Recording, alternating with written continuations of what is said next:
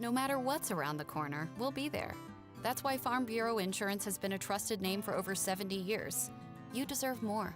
You deserve a promise. Local people, great rates, friendly service. That's the Farm Bureau Insurance promise. Farm Bureau Insurance, serving Florida for over 70 years. In Suwannee County, you'll find Farm Bureau in Branford and in Live Oak. In Branford on Drain Street, phone 935-12. It's rodeo time in Live Oak, the 5th annual Suwannee River Roundup Pro Rodeo. October 17th and 18th at the Bob Holmes Covered Arena at the fairground. Bull riding, bronc riding, barrel racing, roping, steer wrestling. Tickets at the gate, adults just $10, 12 and under $5. The Suwannee River Roundup Pro Rodeo, presented by Pilgrims and sponsored by Visit Suwannee County. Friday and Saturday, October 17th and 18th. Live streamed on the 18th at rivercountrysports.com. Don't miss the rodeo. For more, visit SuwanneeParks.com. Wayne Fire Live Oak has the largest factory rebates with the best built manufactured homes on the market. We also have the best price per square foot with models starting at just $59.9. With prices like that, these homes are below factory invoice pricing. Ready to move now? Ask about our affordable land home packages. We guarantee Wayne Fire Live Oak can't be beat when it comes to price, service, and quality. Shop Wayne Fire Live Oak today or online at WayneFireHome.com. Your one-stop auto shop, J&W Automotive. You know, at J&W, they do paint and body work. Yeah, collision repair, paint jobs, bumper repair. They'll handle your insurance claim for you. At J&W, no job is too big or too small. They also sell vehicles, repair vehicles, retire vehicles, plus front-end alignments, AC work, computer diagnostics. They cut and program keys. They are your one-stop, all-in-one automotive shop. J&W Automotive. Highway 129 North in Live Oak. Call 364-1377. Online at jwautos.com. It's time for Coach's Corner, a pregame interview with Suwannee High head football coach Painting, serving the community for over 30 years. Licensed and insured, family owned and operated. Remember, it hasn't been painted till it's being painted. And good evening, Bulldog fans. Welcome to another night of Suwannee Bulldog football. Yeah, it's dog ball right here on rivercountrysports.com. The regular season begins tonight. Yeah, tonight the Columbia High Tigers in town to take on the Suwannee Bulldogs. It's the Oak and Bucket game. I've got Coach Kyler Hall here with us, the head dog. And, Coach, great opportunity tonight against these Tigers. It is. No better way to start the season, regular season, than the battle for the old Oak and Bucket, which our kids have never seen, and we haven't seen it since 2007. So long overdue. Last week against Bishop Kenny, missed opportunities. Last year against Columbia, missed opportunities. That kind of seems to be the theme recently. Yep. We have to capitalize in those moments. We have to have a much better first quarter than we did last week. You put in all this work, you should go out and expect to win. And I don't think we took that approach last week. Early on, did some good things, just no consistency. But I want to see our guys tonight play to their level, make the plays that I know they're capable of making, play like to reflect the hard work that they have put in. They've just done too much and invested too much to come out and play like we did last week. But I look for us to come out and do that tonight. We're going to have to against a very good Columbia team, but a great way to start the regular season with this type of atmosphere and game tonight. Yeah, first game didn't count. That was week 0, preseason kickoff classic, and went to Bishop Kenny, fell 42-35, and you mentioned the theme. I mean, it's kind of been that way over the last couple of years where we've been in each and every game and we're 1 or 2 plays away, maybe one stop, one big offensive play from winning these doggone ball games. We got to figure out how to win these close games. We do. We got to kick the door down. When we have the lead and we have an opportunity to go up big and take control of the game, we got to do that. That's been the very frustrating part about last season.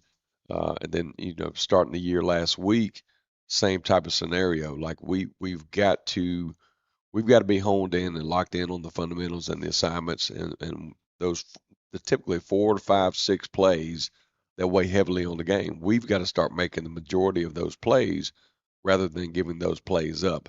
I've got to be much better in our run defense. Setting the tone offensively with a run game. We've seen what we can do throwing the ball. We have all type of weapons. We have a great quarterback. man, we got to put it all together. And Yeah. no better time to do it than against some Tigers. Offensively, it looked pretty good last week, just to be honest. Thomas Sykes looked in control. Your running game, although he didn't run for as many yards as number 6 did on Bishop McKinney. Yeah. I mean, they got their yards and kept the defense honest. I thought your receivers got into the game. Nice to see Moses out there. Cherry made plays. Fryer looks reinvented. Yeah. He also had a couple catches from Lou Jack out of the backfield, Hunter Watson. So Yep. he had weapons. Offensively, looked pretty good. No, we did. It was great to see Hunter Watson back out there coming off of his injury from last year. You know, Coy was hampered with injuries last year as well, and he looks as good as he's ever looked. I thought Lou Jack, it took him a series or two, but he got into the rhythm of the game, ran the ball extremely hard. Troy Nelson ran the ball well. Ty Moses was effective. Jamarcus Cherry played very well. So again, you see the pieces offensively, and now we just got to mix in the consistency with that. Again, can't come out in the first quarter and have 2 turnovers. We can't set the tone that way. Defense was on the field, way too many plays. But man, offensively, this could be a very dangerous, high scoring offense. Yeah, I believe so. But, when you score 35 points, if you're a coach and somebody say, hey, you're going to score 35 points against the Crusaders, you feel pretty good about your chances of winning the ball game. Yeah. We talked about the 42 points given up. I mean, it's unacceptable. You're not playing hard enough. You're not playing physical enough. We forced 1 turnover with the interception, but no forced fumbles. And if you're not forcing a fumble, you're not playing hard enough. You're not, you're not flying to the ball. You're not putting your face mask on the ball. So, and that's a mentality that we have to play with. Excuse me. And we just played timid and cautious and worried about making a mistake last week. You can't do that. I mean, that's not how you play the game. Play it disciplined, but man, you got to play at full speed and physical. Yeah. What about operational things, just substitutions, it being your first game and in those game situations? How did that go? Were you happy with the way that went? Yeah, I thought we handled that well. When we got into that fourth quarter where we had a mix of those young guys coming in, it was a little bit, pull in plays and get guys out there. But I thought for the first 2.5 quarters, we didn't have any timeouts because of substitution or delay of games. So I thought we executed those type of things very well, which is important. That's one of the things we've talked about, is not taking any penalties because of coming out of a timeout or a delay a game or personnel issues. So they were locked into the game from that standpoint. Man, we just got to go out and turn loose and have fun, play the game the way it's supposed to be played. Because again, and we keep saying it, but the talent and all the pieces are there. Yeah. Like more than any team we've had in a while, everything is there. And some of these young guys got to step up. But again, they have as much talent as anybody. Just got to go out and do it. Yeah, the promise is there, and so hopefully we can put it all together. One thing that I did the Branford game at Cross City. I wasn't able to make the trip to Jacksonville, and thank you to Matt Campbell for filling in. He did a great job. But they had a lot of Dixie County. It had a lot of substitution penalties. Just things that you deal with early in the year with kids not knowing their assignment or who's in this group or what. And nice to hear you didn't have that. And I know you guys rep that a lot. No, we do. And because again, that's a scenario, talking about timeouts where you get late in the game and you've got 1 left that you're trying to save for that last drive or whatever the case may be. Then you got to burn it because you got too many men on the field or you don't have enough or whatever the case may be. That's a game changing scenario of just timeouts. So we have to be much better than everybody that we play from that standpoint. Substitutions, timeouts, making sure we have everybody lined up, make sure we're lined up correctly. All the stuff before the ball is snapped. Right. So if we can continue that, obviously that's going to help us down the road. Will help us tonight, hopefully. So. Well, tonight, tough opponent in town, the Columbia High Tigers. We'll be back to talk about the Tigers, the kickoff classic in the rearview mirror. That game didn't count. We're 0-0 ready to start the season tonight against those doggone Tigers. Back to talk about that after this. It's Coach's Corner. It's Suwannee football on a Friday night here on RiverCountrySports.com. Need to paint? Call the pros at Charles Bean Painting. They'll paint it, they'll have it looking good. Whether it's outside your home or business or inside, they do texturing, drywall repair, plus pressure cleaning. Call for a free estimate. 386-209-7381. Licensed and insured, family owned and operated, serving the area over 30 years. Charles Bean Painting, LLC. Remember, it hasn't been painted till it's bean painting. 209-7381. Back here in the friendly confines tonight, we're at Langford Stadium, and doggone, where are you? You need to be in here. Let's pack this place. Root on the Bulldogs. Going to have a big crowd tonight. Always do. Absolutely. Really don't have to hype this game a whole lot. No, you don't. I mean, if you've got to find added motivation for when the Tigers come to town, I don't know if you're, in the right place playing the right sport. This the rivalry and the tradition of this game, the oak and bucket, the proximity of our guys knowing their guys and vice versa, growing up playing against each other. So there's more motivation than you can ask for in this type of game. And to start it out in Paul Langford, we've had some upgrades, with the press box, and the stadium looks great. The field house made some changes. Field is ready. So now we get to kick it off. The best time of the year. Yeah. And again, to start it with this type of game early on is going to test both teams on the field tonight. It's going to be a physical game. And, again, as we've talked, man, I want to see our guys show up the way I know they can. Yeah. I know Coach Allen's going to have his kids ready to play, and they had a kickoff classic, Oak Leaf, and that was a tight ball game and came up a little bit short. I think 14-10 was the final there. But tell me about this year's Tigers. What have you seen on film? Defensively, their defensive line will be one of the best that we see all year. I mean, they're big, explosive. They can run. I mean, they're very talented up front. Linebackers, just typical Columbia. They can run. They're physical at the point of attack.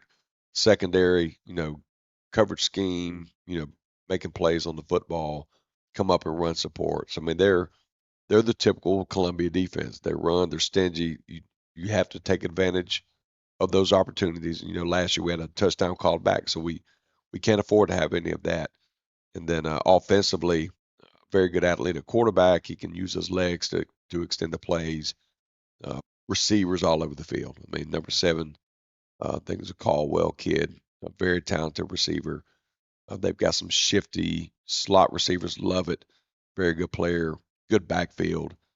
Big up front. I mean, so they're stocked and locked and loaded at every position, which is good for us though, because you look at our schedule from our district to Madison, to Childs, to Atlantic Coast. Like we're going to see these teams consistently throughout the year. The Granite Columbia is going to be one of the better ones that we see. But I want to see how our kids come out this first quarter, see how we improve from last week, and take advantage of those opportunities. They don't have a lot of guys going both ways. There are 2 kids that they have listed as offense and defensive players. But basically, they're going to be fresh when they come out on the field, whereas we got guys that just came off the other side of the ball going to have to turn back around and tune it up a notch. Yeah, and that's where, some of these sophomores and new guys on the team, like they're going to have to step up and play and have meaningful playing time to get Coy Fryer off the field, because he's playing so much in these phases of the game. Hagedorn up front is going to get some O-line, D-line work. So we've got about 5 or 6 guys where if we can spell them here and there and we get to the fourth quarter, they're fresh. That's what we would like to do, but we've got to have some young guys, some first-year guys step up and play like a starter. And if they do that, I think everything will kind of balance itself out. But that was a little bit of an issue last week. We had some guys out. I think we're going to have a few of those guys back tonight. So hopefully that pays off as we get into it. Yeah, depth is always an issue when you play a bigger school. But Columbia High is going to come loaded. What is our defensive strategy? How do we slow down Xavier Collins in that offense? Well, first off, you want to try to make them one-dimensional. If they can sit there and pick and choose, pass or run, what they want to do and execute both of them at ease, then it's going to be a long night. So first off, and it's kind of the mentality every Friday night, you got to contain the run a game. Get ahead in the chains, win your first downs, get them in predictable scenarios, which every team is going to have, tendencies of what they do, and then getting off the field third down. We've talked about with the quarterback, he's going to extend some plays and, he's going to break a scramble or two. But when he does, we got to make sure that we hit him, that we're physical at the point of contact. But really think with winning the down and distance and eliminating their big plays. I mean, they have big play guys all over the field, so we have to minimize those. We can't give up the 30, 40, 50-yard type of plays because a team like Columbia, man, that just adds fuel to their fire. Yeah. They play really well when that's the case. Yeah, and they have weapons, like you mentioned. Stopping that running game's not going to be easy. They've got a pretty big offensive line, two guys over 300 pounds, so they can move you. And then they've got Jeffrey Pope running behind them. He's pretty good running back, and the Horn kid. So they've got a great attack. And then you mentioned the receivers. They've got a bevy of receivers, all talented guys. So they've got those talented skill players all over the field, and we've got to find a way to contain them. What would be really great is if we can jump on them early and get a lead instead of playing from behind. Yeah, that's the thing. And I thought last year, defensively, we came out from the first series and played really well. We ended up scoring, had the lead, had a misalignment, so that one got called back. But right off the rip, our guys were in the game, and again, you saw it as a 4-quarter game. But that'll be big tonight. Get something early, get some confidence early. Special teams are going to be huge tonight in the return game, blocking a kick, blocking a punt, something that swings the momentum, that gives you an extra possession, maybe score off of special teams as we did last week. Yeah, that'd be great. We'd love to see that. Are you happy with the kicking game this early in the season? We replaced some pretty talented guys from last year. Yeah, still, a lot of things just fundamental within each special team that we've got to do better. We had, I know we had at least 2 or 3 penalties last week in the kicking game, which brought back a big return. So the biggest thing, you have to have great fight, great effort within each special team. But doing that, you have to be disciplined. You can't hold, you can't block in the back. You got to do what you've been coached to do and what you've been repping now for about the last month. And, so again, special teams always, they're always a really good special teams. In the return game, they're going to bring pressure on the kicks. So that's got to be an area that we win tonight. Last year they beat us 13-0 at their place. There's no way they're going to shut us out this year. I feel like this offense is good enough to score on anybody. Do you agree with that? Absolutely. There's really no excuses for us to not go out and put points on the board. Again, you're going to have to work and you're going to have to play the game. It's not going to come easy. You may have a drive or 2 or 3 where nothing's working, but that fourth drive, you got to put it all together. But our offense is very, very capable against whoever we play to go and put points on the board. Yeah. So looking for the seniors of Sykes and the offensive line, Lou Jack, and those playmakers around them to step up and do what they're supposed to do. Who gives the pregame pep talk? Again, if you got to give too much of a pep talk for this one, if you're not already sky high jacked up, but I'll give a little something before the game. But I'm hoping that when we step off that bus, at the Mike Pittman way for the Bulldog walk, our guys are locked in and ready to go. I want to see one of the players hop up and get in everybody else's face and tell them how serious it is. I would love what this means to the community and that sort of thing. And that's what we're trying to get from these kids is, man, this is your team. Like, this needs to be player-led. Because I'm not stepping on the field. Right. Let's just argue with the officials. I'm not stepping on the field. I can't hit anybody anymore. So, y'all got to lead this. And if we can get that, which I've seen our guys, they're trying to do it, but they need to go ahead and fully commit and make this their team, then we'll come out with a win tonight. Doggone right. Coach, good luck tonight. Yes, sir. Thank you, Wayne. All right, Coach's Corner. We're getting ready to do battle. It's the Columbia High Tigers in town at Langford Stadium to take on the Suwannee Bulldogs. Still a little time for you to get your butt in the seat. 7:30 kickoff, and we'll have all the action right here on rivercountrysports.com. Coach's Corner, brought to you by Bean Painting, serving the community for over 30 years. Licensed and insured, family-owned and operated. Remember, it hasn't been painted till it's Bean Painting. Looking for the perfect spot for family dinner or catching the game? Beef O'Brady's is all about great food, friendly service, and fun for everyone. From their famous wings to hearty entrees, there's something for everyone at the table. Beef O'Brady's of Live Oak, where every visit feels like home. See you tonight. What is kinetic fiber internet? It's internet at the speed of light that helps you do everything better. It's a dedicated connection to your home that keeps everyone connected at the same time. It's cutting-edge technology that grows with you and lets you browse, stream, and game with virtually no lag or buffering. Ultra-fast, ultra-reliable kinetic fiber internet. Internet better.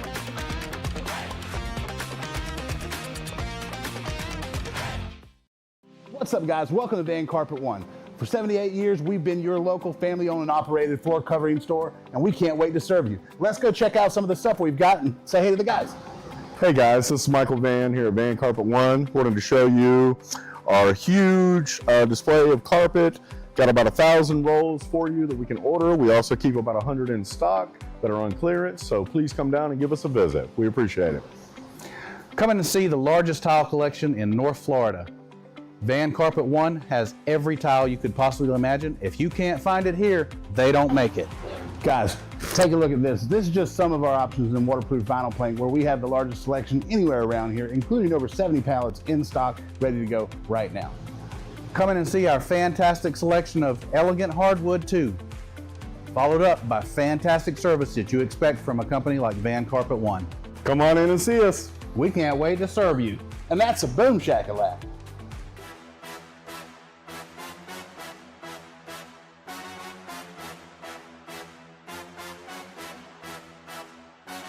Suwannee Bulldog football on rivercountrysports.com is brought to you in part by Farm Bureau Insurance, Van Carpet One, Suwannee Parks and Recreation, J&W Automotive, Wayne Fryer Homes, Beef O'Brady's and the Live Oak UPS Store, Kinetic by Windstream, Roundtree Moore Ford, home of the Roundtree Moore Ford Red Zone, by Bennett's Glass Company, by Live Oak Jewelry, by Morgan Tree and Debris, by West Haney Chevrolet, and by the Suwannee County School District. Suwannee High Bulldog football, live here on rivercountrysports.com.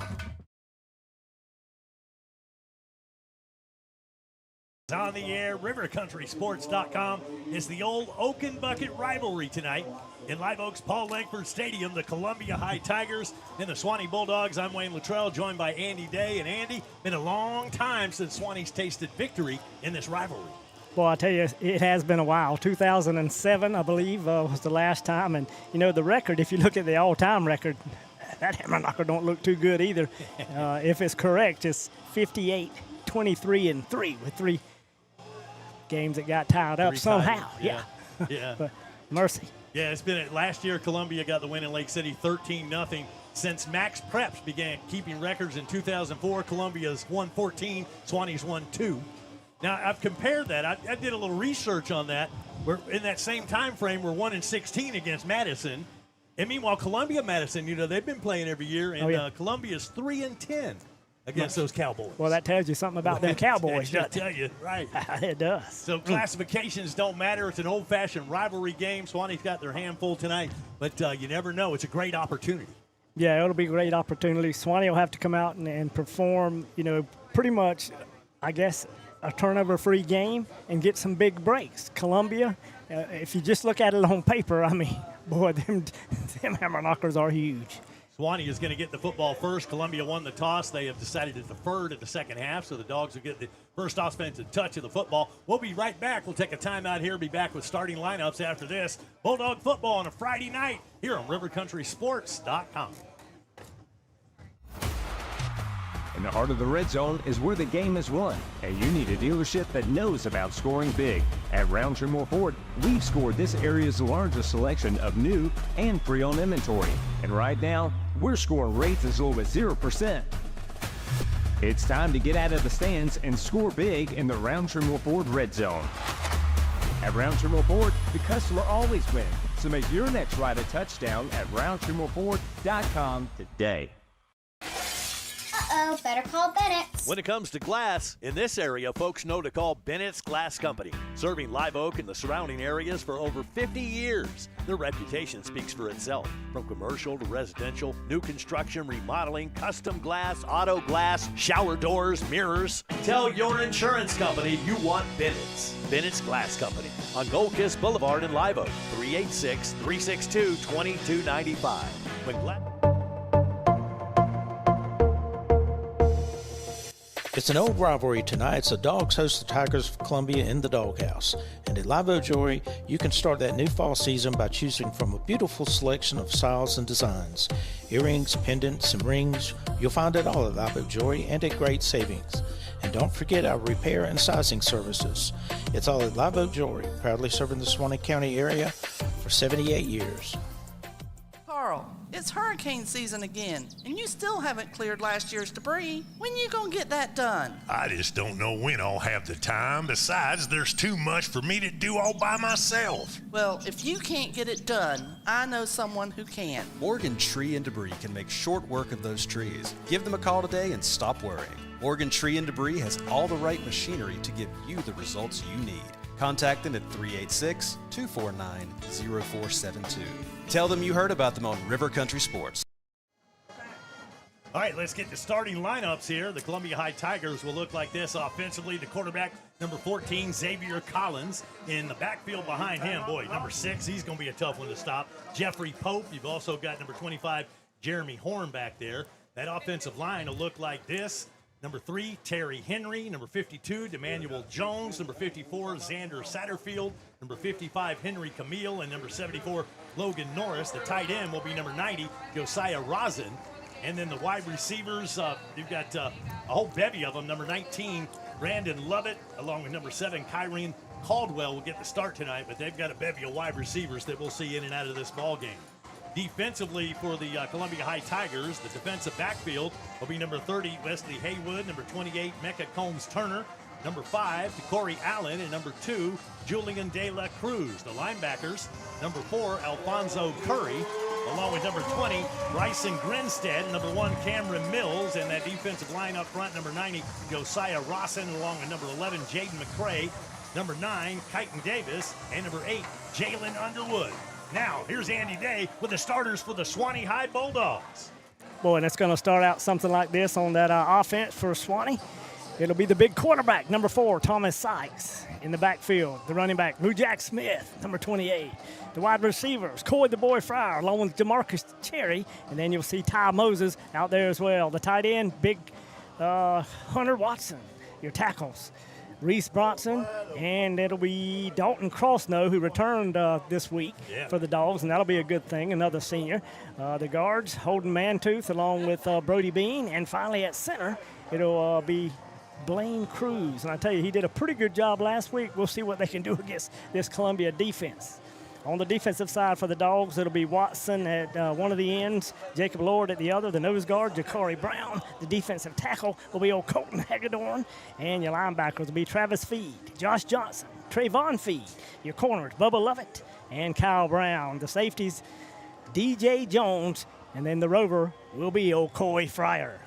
We'll take a timeout. Back with the start after this. It's Bulldog football on a Friday night here on RiverCountrySports.com. Hi, my name is Catherine Haney. My grandfather and my dad, Wes Haney, have been selling and servicing Chevrolets in the Suwannee Valley area since 1968. I'm here with my brothers, Weston and Jonathan. We want to tell you why Wes Haney Chevrolet is the best place to buy a car. At Wes Haney Chevrolet comes down to two things: low prices and excellent customer service. You are a part of the family just as much as we are. Your happiness is my dad's first priority. He will always fight to make sure you get the best deal and the best experience. My dad doesn't play games and he doesn't charge dealer fees, so we can always get you the best price. We have amazing incentives this month to put together a great deal on any Chevrolet car, truck, or SUV. The best built, longest lasting vehicles on the road. We guarantee a better deal and customer experience than you can get anywhere else. We would love to show you our beautiful selection of new and used vehicles. We are located in Live Oak, Florida on Highway 90 East. I can guarantee our dad will give you the best deal, and we are excited to earn your business. This is Wes Haney, and as always,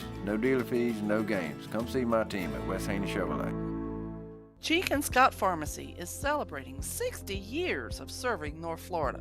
From flu shots to free vitamins, wheelchairs to weight loss, hearing aids to home delivery, and everything in between. They do it all. Locally owned and operated since 1965, the Cheek and Scott family is always there for your family. Stop in to one of their stores or visit them online to learn how they can serve you best. Located in Live Oak, Lake City, and Jasper.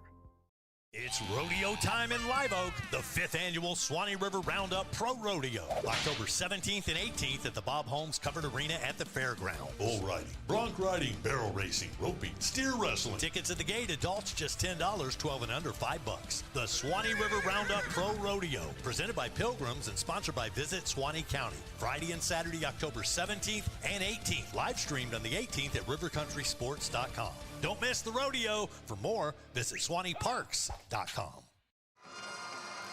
Boy, at the old doghouse, and of course, the kick went out of bounds. The ball was brought out to the 35-yard line. The Dogs started out on first and 10. Lou Jack Smith got the carry on the right side, only picked up 2 yards, but boy, then them Tigers, they came across the line of scrimmage on second down and took away those 2 and maybe 2 more. Bring up a 3rd and 12. Yeah, loss on the play there. So now 3rd and 12. Dogs at their own 33-yard line. They've been on the ground for a couple of plays. Tiger defense too stingy. Let's see if Thomas Sykes will go to the air on this 3rd and long play.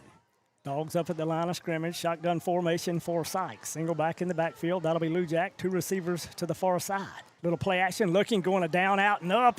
Good coverage and should have been holding. Yeah, they had Fryer by the jersey, and that's going to cost them 15 yards. Yeah, no doubt about that. Number 28 on the coverage. That's Combs Turner, and he's just a little too bumpy with him down the field. Fryer couldn't get into his stride, and so the flag comes out, and that's going to cost the Tigers and be a first down for Suwannee. Now, I saw when he was going to try to break in, and he just grabbed him by the jersey, but the official was Johnny on the spot. He was right there. And, I mean, if you grab, one thing's a push, but a grab on the jersey, man, that gets you a 15-yard penalty and a first down. It will, and you can't impede the receiver's, ability to go out and catch the ball. So Suwannee with a big break there. Let's see if they can cash in. Ball at the 48-yard line, shotgun formation. Sykes in the gun, 2 wide receivers set on either side. Looking to the outside, sails a little bit high, intended for number 0. That's old Ty Moses. It goes incomplete. Yeah, and there was a little bump in there, but the ball was high, and so nothing called there, just an incomplete pass, and it'll bring up 2nd and 10. Now, I figured the Suwannee's a little bit anxious out here. I mean, like you say, we do have an all-senior offensive line. You got a senior quarterback. But the deal is you're playing the Tigers, and they have one of the better defenses probably here in North Florida. Oh, no doubt about it. And they got the depth. Yeah. They've got some good ball players. As you know, this is not going to be an easy game if Suwannee is to pull it out. 2nd and 10. Tigers digging in on the other side. They're in a 4-man front. Man coverage on the outside. Shotgun formation for Suwannee. Fryer will go in motion and will hand off to Lou Jack underneath. Got a good block, and it's Lou Jack across the 45 down to around the 41-yard line. And somebody say give that dog a first down. And a big run that time. Lou Jack Smith, I tell you what, he was just patient that time. Fryer came in and actually did a crackback on that one, gave him a little hold and run through, and he took advantage. Big first down into Tiger territory of the Dogs. Dogs on the move. Ball at the 41-yard line. Kind of a wing set, handoff to Lou Jack. He'll take it straight ahead, but this time them Tigers say nothing doing. We may have gained a yard up to the 40-yard line. Yeah, it's tough sled. You're going to try to run in between the tackles against this bunch. Boy, I tell you what, they don't give you much. There was a little crease there, and you got a yard, but that was it. Yeah, you got Underwood down there in the middle. He's 6'2", 275, and then you got the nose guard right beside him, probably going up around 280, 285. Mercy. And them linebackers are active, too. Oh, they're very good. Dogs up to the line of scrimmage. We'll have trips to the far side of the field. Shotgun formation, and we may have moved. Yeah, movement up front. Let's see who this goes against. Chances are this is against the Dogs. It's going to cost them 5 yards. And it is a procedure call, false start against Suwannee.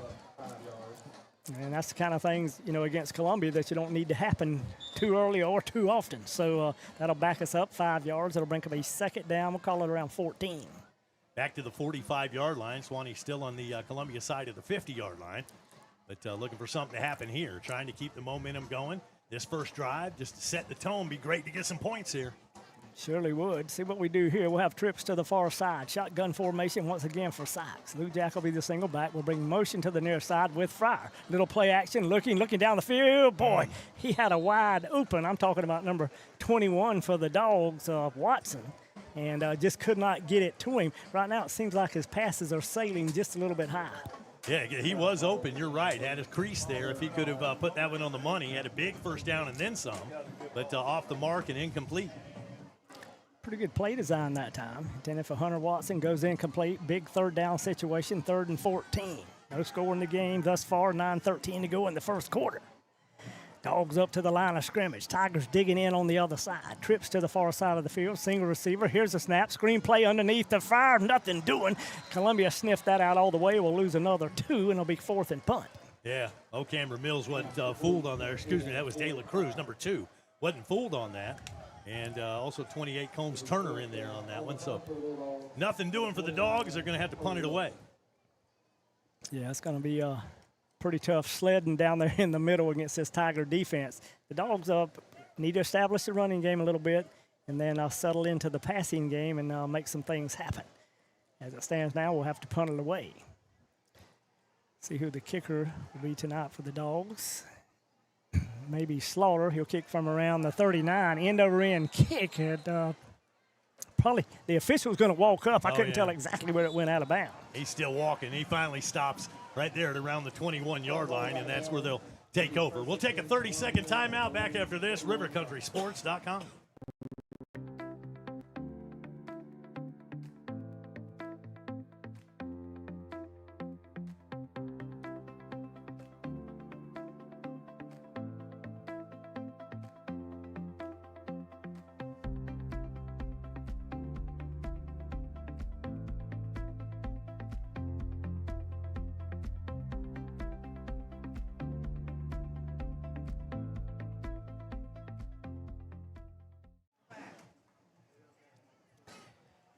Tigers have the football right around the 21-yard line, 1st and 10. The quarterback will settle under center. That's Collins. And handoff, second back through. Boy, they get some good blocking on outside. That's Horn. He'll try to cut it across the far side of the field. The Dogs stack him up pretty good and drive him to the turf right around the 23. And in on the tackle for Suwannee that time, Kyler Watson tracking him down and making the stop after a short gain. You know, in the backfield, they got number 24 and number 25 back there. We'll see what happens with that. Joshua Jones will be the lead blocker. See if he gets on the line of scrimmage. Single back in the backfield.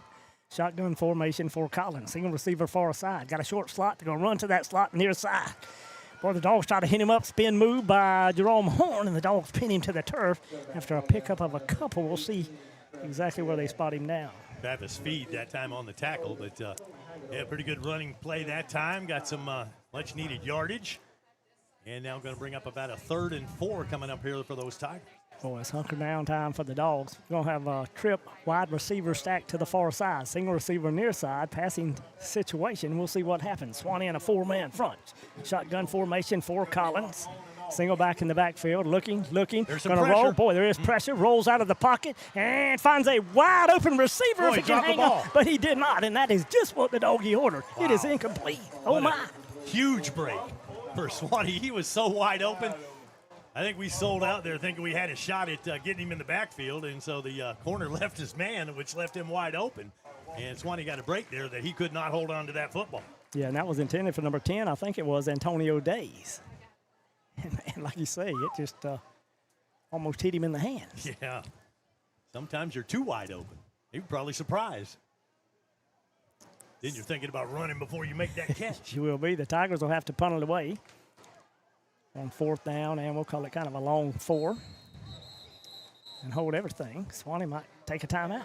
Suwannee calls a timeout here. Well, I got a minute. Let me tell you, the officials tonight come from the Suwannee Officials Association. Your referee is Corey Brockett.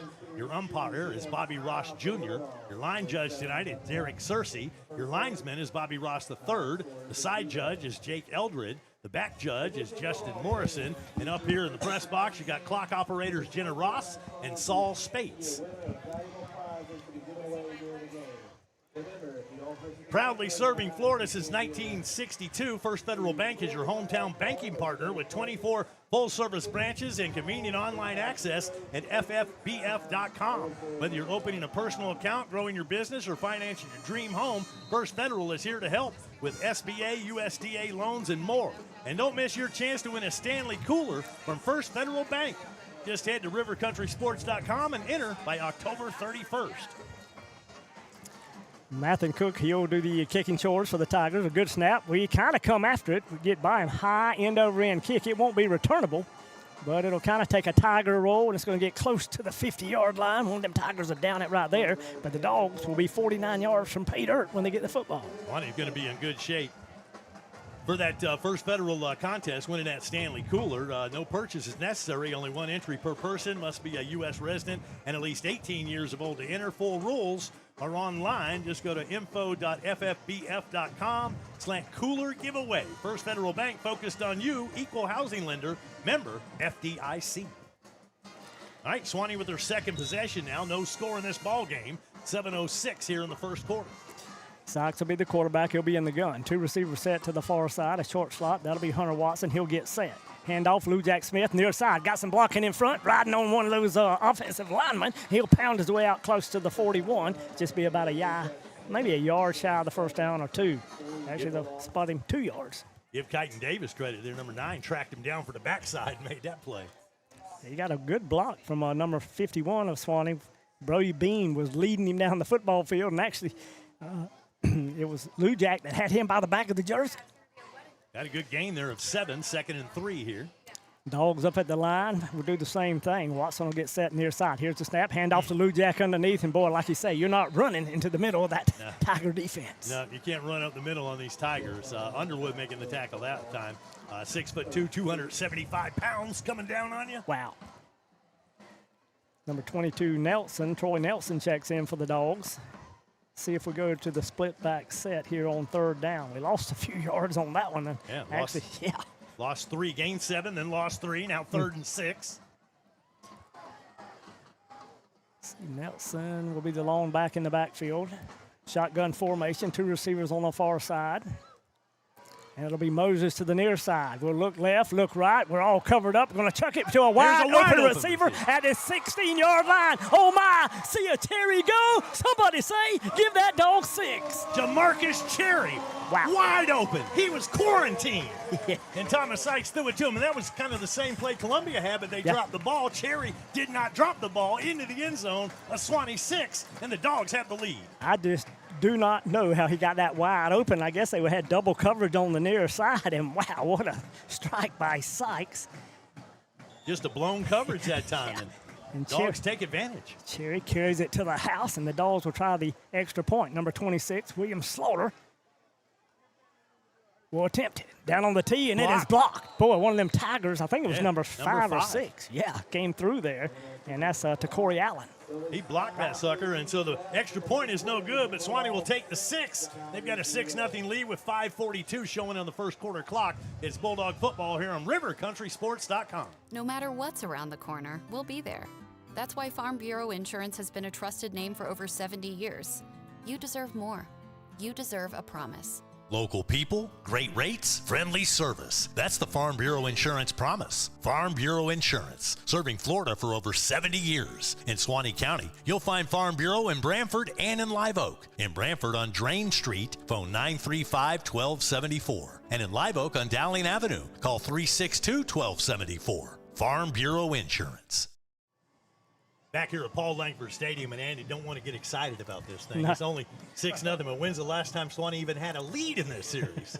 Well, it has been a while. It's been a while. I have to admit that. All right, 6-0 Suwannee. Columbia about to get the football back. 5:42 showing in the first quarter clock. Still some room out here. If you're in the area, come on down. We'll see a great high school football game. Boy, a good crowd on both sides tonight. Number 26, Will Slaughter. He'll tee it up for the Dogs, back deep for them Tigers.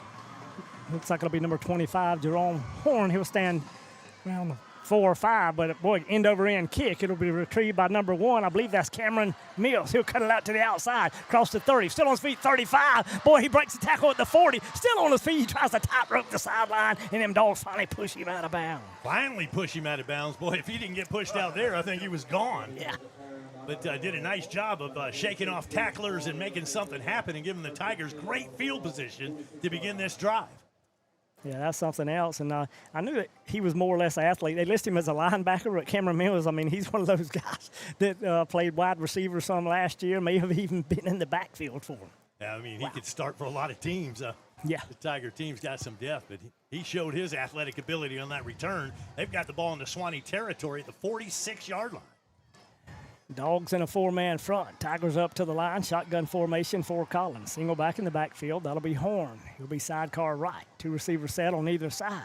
Collins looking, a little out pattern. Wide open. It is number 7, complete to Kyron Caldwell, and he caught both touchdown passes last year against us in the second half.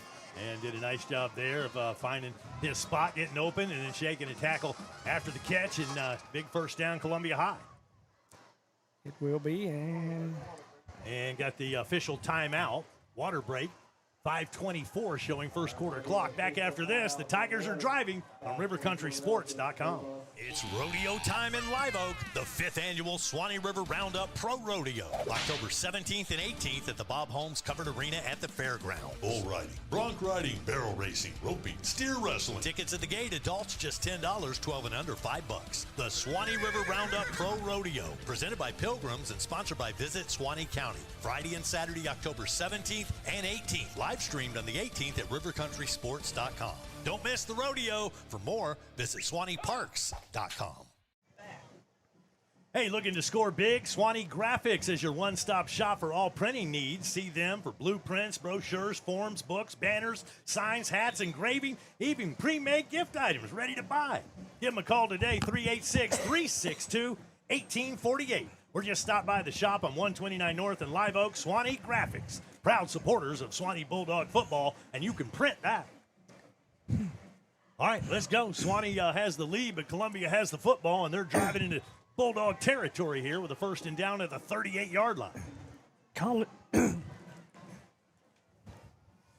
Tigers with the football, shotgun formation. They send a receiver in motion, give him 3 to the near side. They'll throw to that motion man. There's number 7 with the catch, Caldwell making some moves. Flag on the play, finally brought down at around the 12-yard line. He shows he's got a big 1st down. Let's check this flag back at the 25-yard line. Yeah, we'll have to do that. And tell you, Caldwell came on the far side on that little swing, and he hit him right in the hands. But I tell you what, he's one of their better players, Caldwell is, and he'll carry it all the way down to around the 13-yard line. We'll see what the flag is. It's coming back. It's against the Tigers. Leave a holding call there downfield, and so they're going to mark that from the spot of the infraction. That'll move the ball back to the 36-yard line. That'll be just what the doggy order. That's a big break for Suwannee.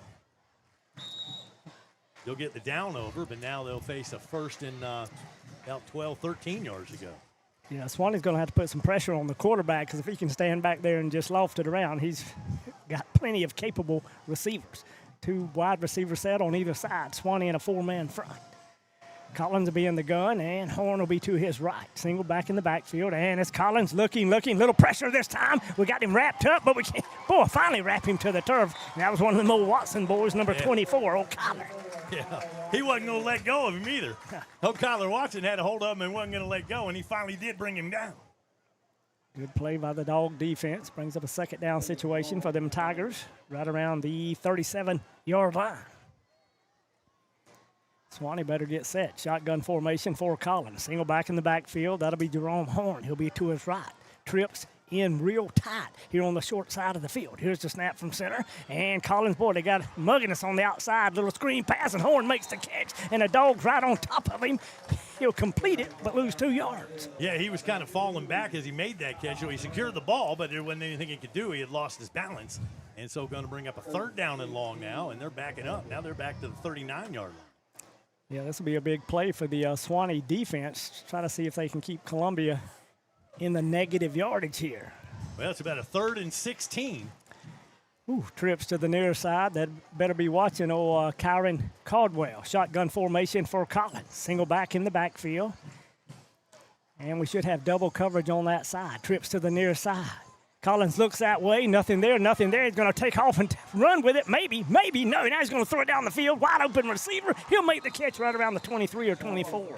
It's Brandon Lovett makes the catch. The quarterback buys time. Nice scrambling ability back there. Able to find his receiver, but I don't think that's enough for the 1st down. So this is going to bring up a 4th down. We've also got a flag back in the backfield. And that's going to be a holding call against Columbia High. Boy, another one of those things where the Doggies needed that. We ordered that one up, and that'll back them up some more. Wow. And it was hard for me to see that receiver break. We got a little wall there in between us, and he broke into the open. I was wondering who he was throwing to, but I saw it when I stuck my head on the other side. I got 3rd and about 26 here now from the 49-yard line. Tigers going the wrong way. Collins will be in the gun, single back in the backfield. That'll be Horn. 2 wide receivers set on either side. Suwannee in a 4-man front. Here's the snap. Looking, and Collins is running. We got a bead on him. He's going to find the sideline. Boy, he don't step out of bounds, but he gets hammered out of bounds around the 39. Yeah, big pop that time. Old number 3, Travis Phoebe, came over there and introduced himself to that quarterback. Now that's going to bring up a 4th and pretty I would say close to 15, maybe 16 yards. We'll see what the Tigers do here. Now, they got a very capable kicker, but I don't know about a field goal. Well, it's still 4th and 16 yards to go. But they're in that spot of the field where, I mean, they might try to pin them and play field position, but I'd watch for a fake here from the 39-yard line. Dogs only have one guy back deep. That'll be Fryer. He'll stand right around the 10, and he is number 10. Here's the snap. Columbia will release. High end-over-end kick. It's going to probably hit right around the 15 or 16. Yeah, you can't do anything with that. Oh, yeah, and a good Tiger roll down to the 10, and that's where the Dogs will start out 1st and 10. All right, we'll take a timeout here on RiverCountrySports.com. Your one-stop auto shop, J&W Automotive. You know, at J&W, they do paint and body work. Yeah, collision repair, paint jobs, bumper repair. They'll handle your insurance claim for you. At J&W, no job is too big or too small. They also sell vehicles, repair vehicles, retire vehicles, plus front-end alignments, AC work, computer diagnostics. They cut and program keys. They are your one-stop, all-in-one automotive shop. J&W Automotive, Highway 129 North in Live Oak. Call 364-1377. Online at jwautos.com. Checking the Tippins Insurance scoreboard, 6-0 Suwannee, 2:11 left to go here in the first quarter. Dogs got 90 yards to go this time. They started their own 10. Yeah, 90 yards from pay dirt, kind of backed up. Got to hold on to the football. Shotgun formation for Sykes. Single back in the backfield, hand off to Lou Jack, and he almost gets hit in the backfield and really does and loses about 2 yards. Yeah, that's get his number. I believe that was big old number 8 that time making the tackle, and that's Underwood. Very active down there. 6'2", 275, just a junior. Mercy. And we lost a couple there, so a loss of 2 back to the 8-yard line, 2nd and 12. Yeah, and I'm thinking if you're in the gun and you're handing off back there, it gets kind of dangerous. I don't know how many exchanges we had from under center, but a couple of quarterback sneaks might be in order. A little success running outside of that tackles, but not between them. Shotgun formation once again. This time we're looking to pass it. Good screen pass, complete to, I think it was number 28. Yeah, that's Lou Jack. Yeah, it was Lou Jack, and he turns around, picks up some positive yardage out to around the 12. And you can see that play developing as they just let the linemen come by. Yeah. And then over their heads, and linebackers do a good job of corralling after a short gain there, but picked up about 4, maybe 5 yards. Bring up a 3rd down situation for Suwannee. 3rd and 8. Dogs out of the huddle and up to the line of scrimmage. Shotgun formation for Sykes. Single back in the backfield. That'll be Lou Jack. Trips to the near side. Columbia in a 4-man front. We moved early, and that's going to cost us 5, I do believe. Yeah, it's costly there. You're looking at a 3rd and 8 already and trying to throw the ball when you're backed up against your end zone. You got to be careful. And now we just made it a little bit harder on ourselves with a 5-yard penalty. Takes us back to the 6-yard line. 3rd and 13. Mercy. Yeah, it gets tough when you're throwing back there in the shadow of your end zone, man. You got to be careful.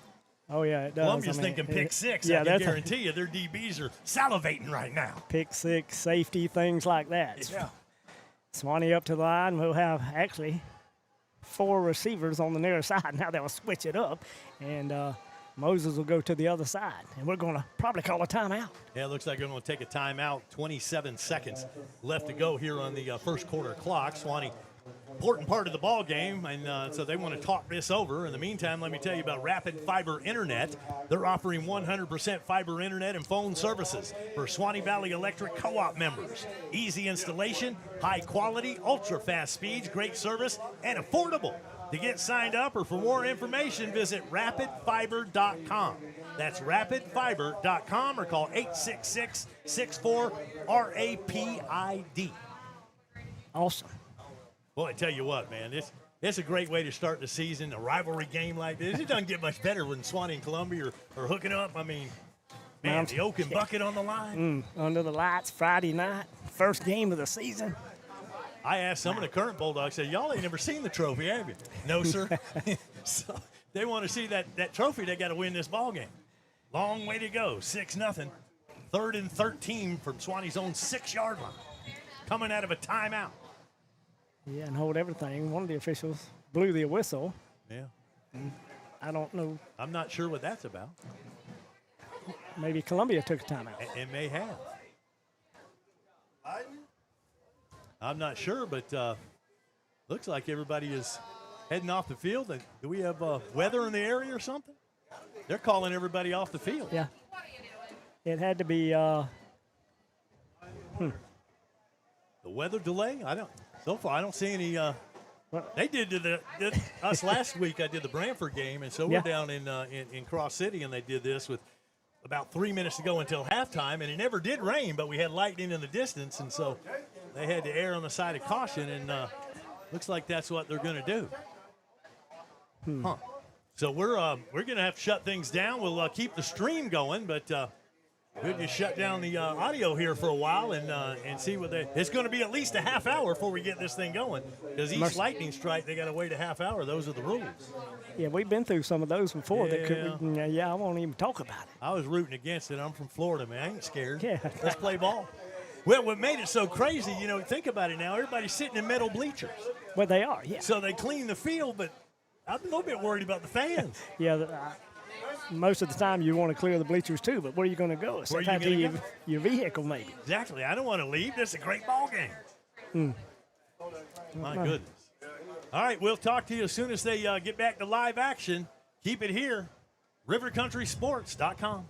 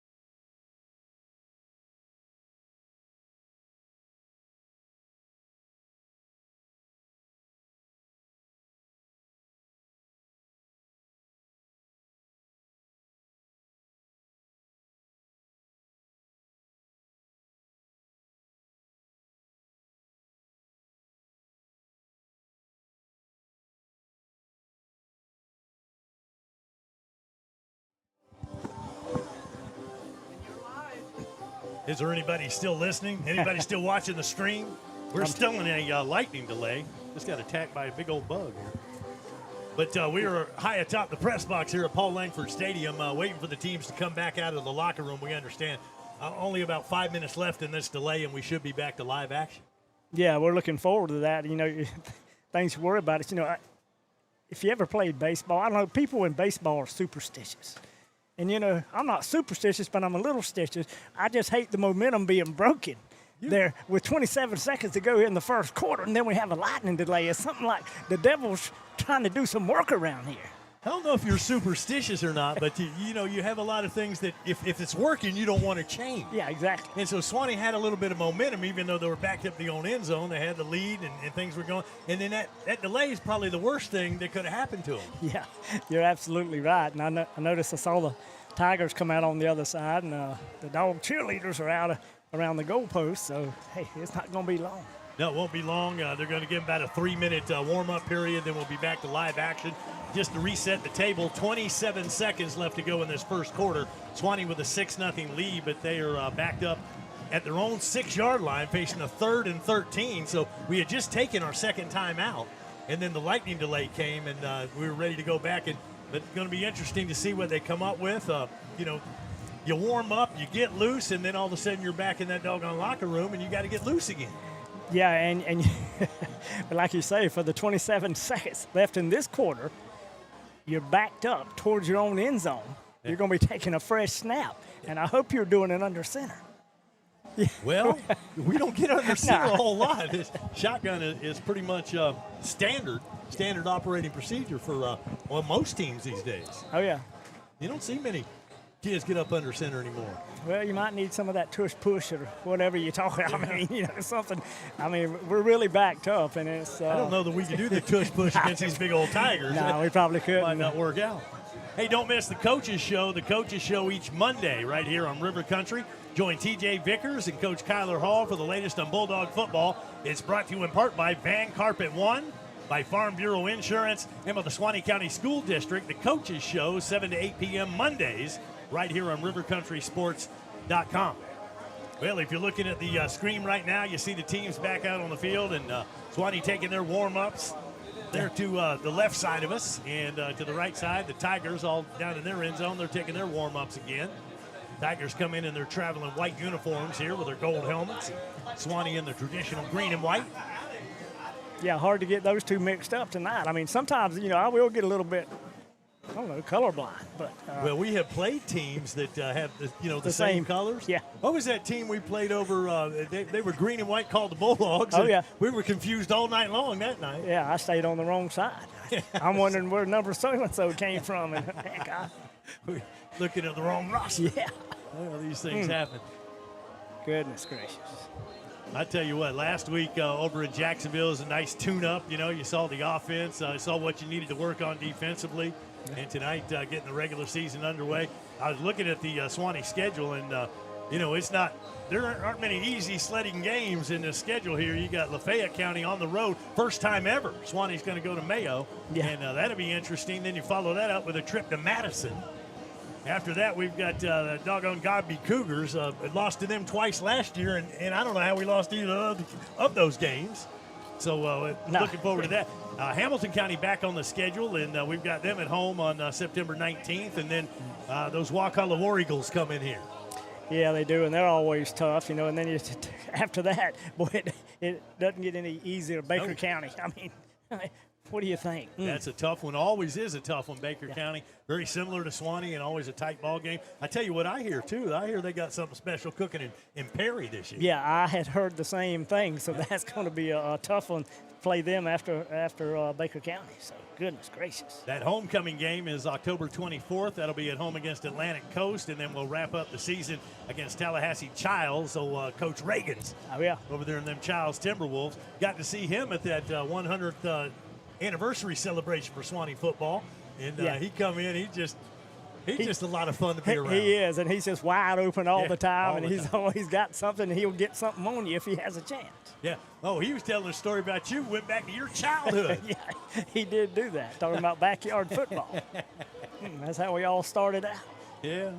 I tell you what. Hey, don't miss the player spotlight and the Bulldog Bark. That's coming up at halftime. At halftime of the ball game tonight, the player spotlight with current team members is brought to you by Hunter Abercrombie, your Edward Jones financial advisor for Suwannee County. And the Bark is presented by Huntertainment. Join Keith Hunter with conversations with former dog greats, the Bulldog Bark and the player spotlight. Halftime features on Suwannee broadcast here on River Country Sports. And coming up tonight, we've got Blaine Cruz and Brody Bean in the player spotlight, and we got Jeff Watson being featured on the Bulldog Bark tonight. Man, goodness gracious. That's pretty cool. Always great. That Bulldog Bark, that's always been fun and a great thing, and I'm glad to see old Keith, old Catfish Keith Hunter, sticking with that thing. Yeah, he's been doing it for a long time and did it on radio and now transitioning to streaming, and we appreciate him, man. Can't say enough good things about Keith.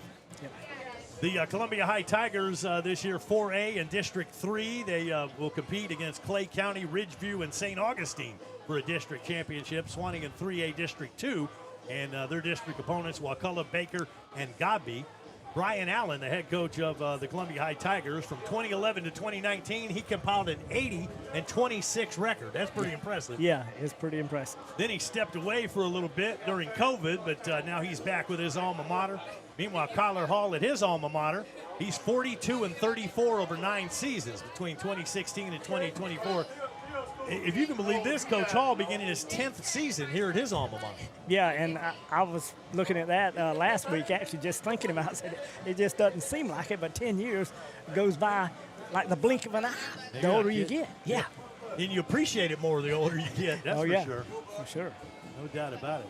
Well, we're just waiting around for these old Tigers and Bulldogs to get back to live action. We got the officials back out on the field, and they're conferring about things, probably resetting exactly where they need to be and where things are. It's 3rd and 13. Suwannee backed up to their own 7-yard line. And when we get things back going, that's where we'll be. This lightning delay, about an hour long. Yeah. And it never did rain here. No, I would like to point out.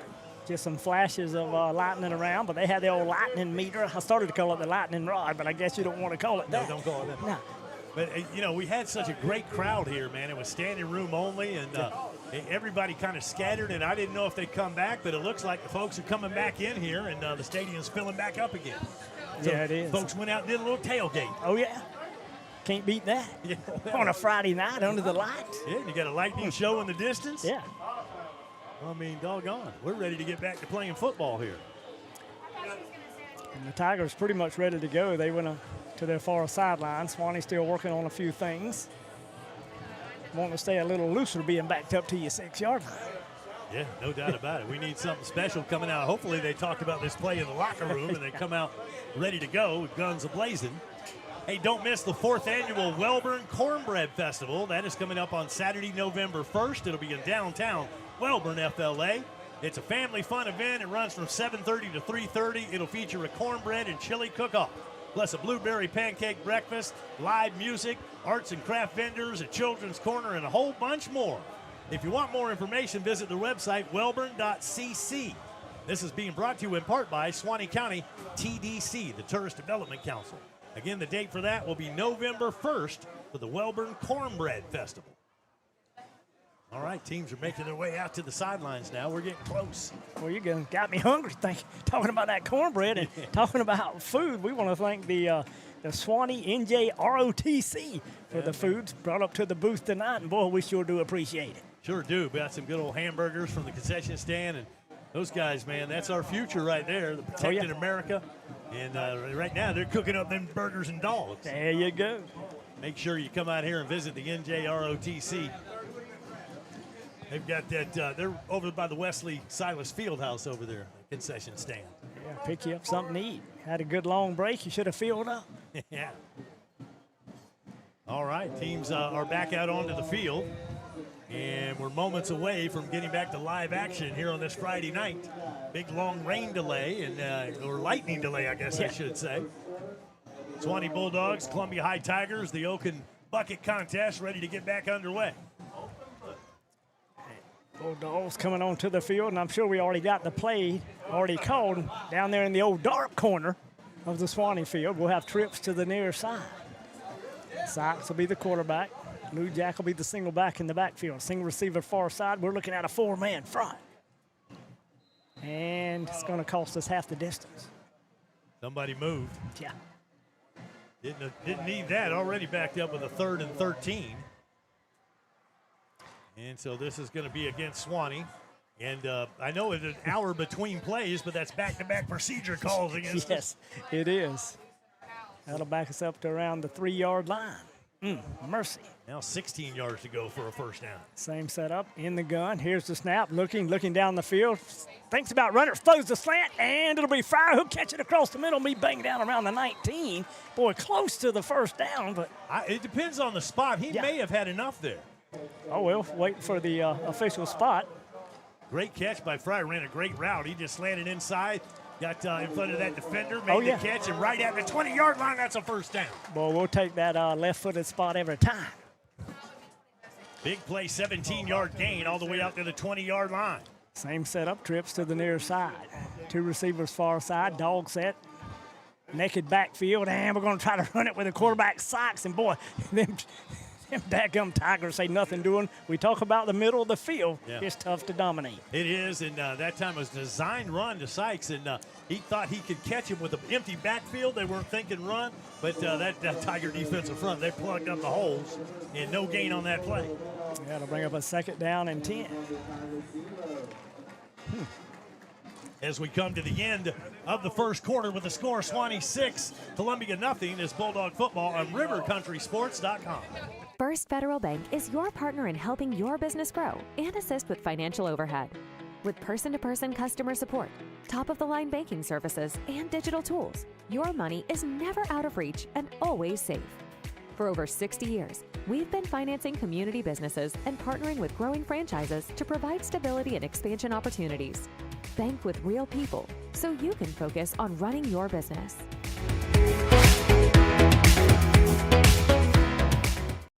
Cheek and Scott Pharmacy is celebrating 60 years of serving North Florida.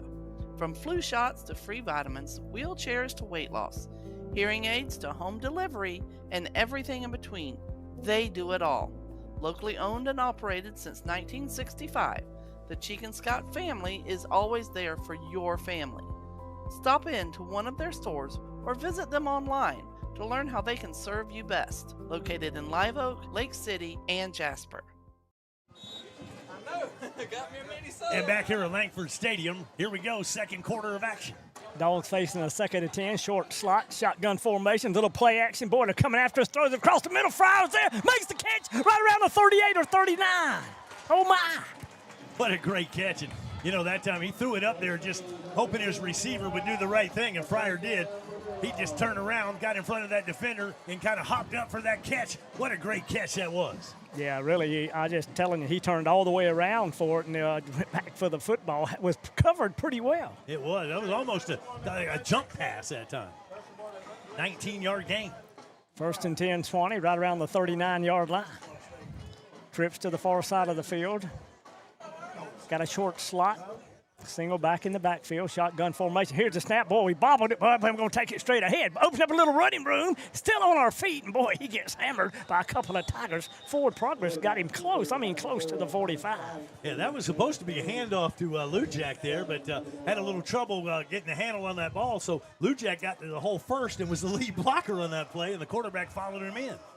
Yeah. Sykes made something out of nothing that time. He did, but he kind of paid for it down the road, and that's pretty good pickup there on 1st down. 5-yard gain, 2nd and 5.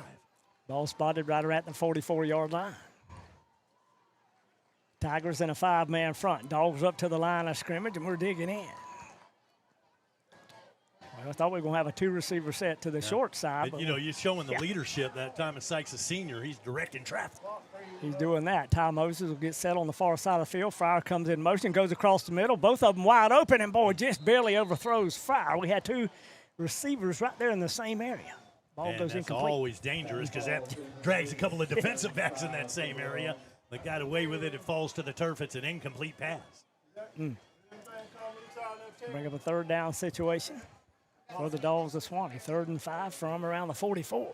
Remember, this drive started all the way back at the 10-yard line. We ended up back at our own 3-yard line. Now out to the 44 with a 3rd down and 5 yards to go. Got to pick up at least 5 and keep this drive alive. Dogs out of the huddle and up to the line of scrimmage. Tigers on the other side. Shotgun formation, 4 sides. Single back in the backfield. That'll be Lou Jack. Hand off, Lou Jack coming to the near side. Boy, them Tigers were just too fast. They'll drag us down from behind. We'll lose about 3 more, and it should bring up 4th and 8. And that time on the carry, not to correct you or anything, but that was Troy Nelson that time getting the carry, number 22. And he had nowhere to go. And Nelson, he's a shorter, stockier. Usually he can get hid behind them offensive linemen. He did that a lot last week. He lost 3 on that play, so 4th down, 8 yards to go. We're in punting formation. Slaughter will have to kick it away. He stands right around the 27. Gets the snap. Boy, but it's a sidewinder and off the end of his foot. Does take a little bit of a bulldog roll, but goes out right around the 43 or 44. We'll see what the official spots. Back after this on rivercountrysports.com. Wayne Fryer Live Oak has the largest factory rebates with the best built manufactured homes on the market. We also have the best price per square foot with models starting at just $59.9. With prices like that, these homes are below factory invoice pricing. Ready to move now? Ask about our affordable land home packages. We guarantee Wayne Fryer Live Oak can't be beat when it comes to price, service, and quality. Shop Wayne Fryer Live Oak today or online at WayneFryerHome.com.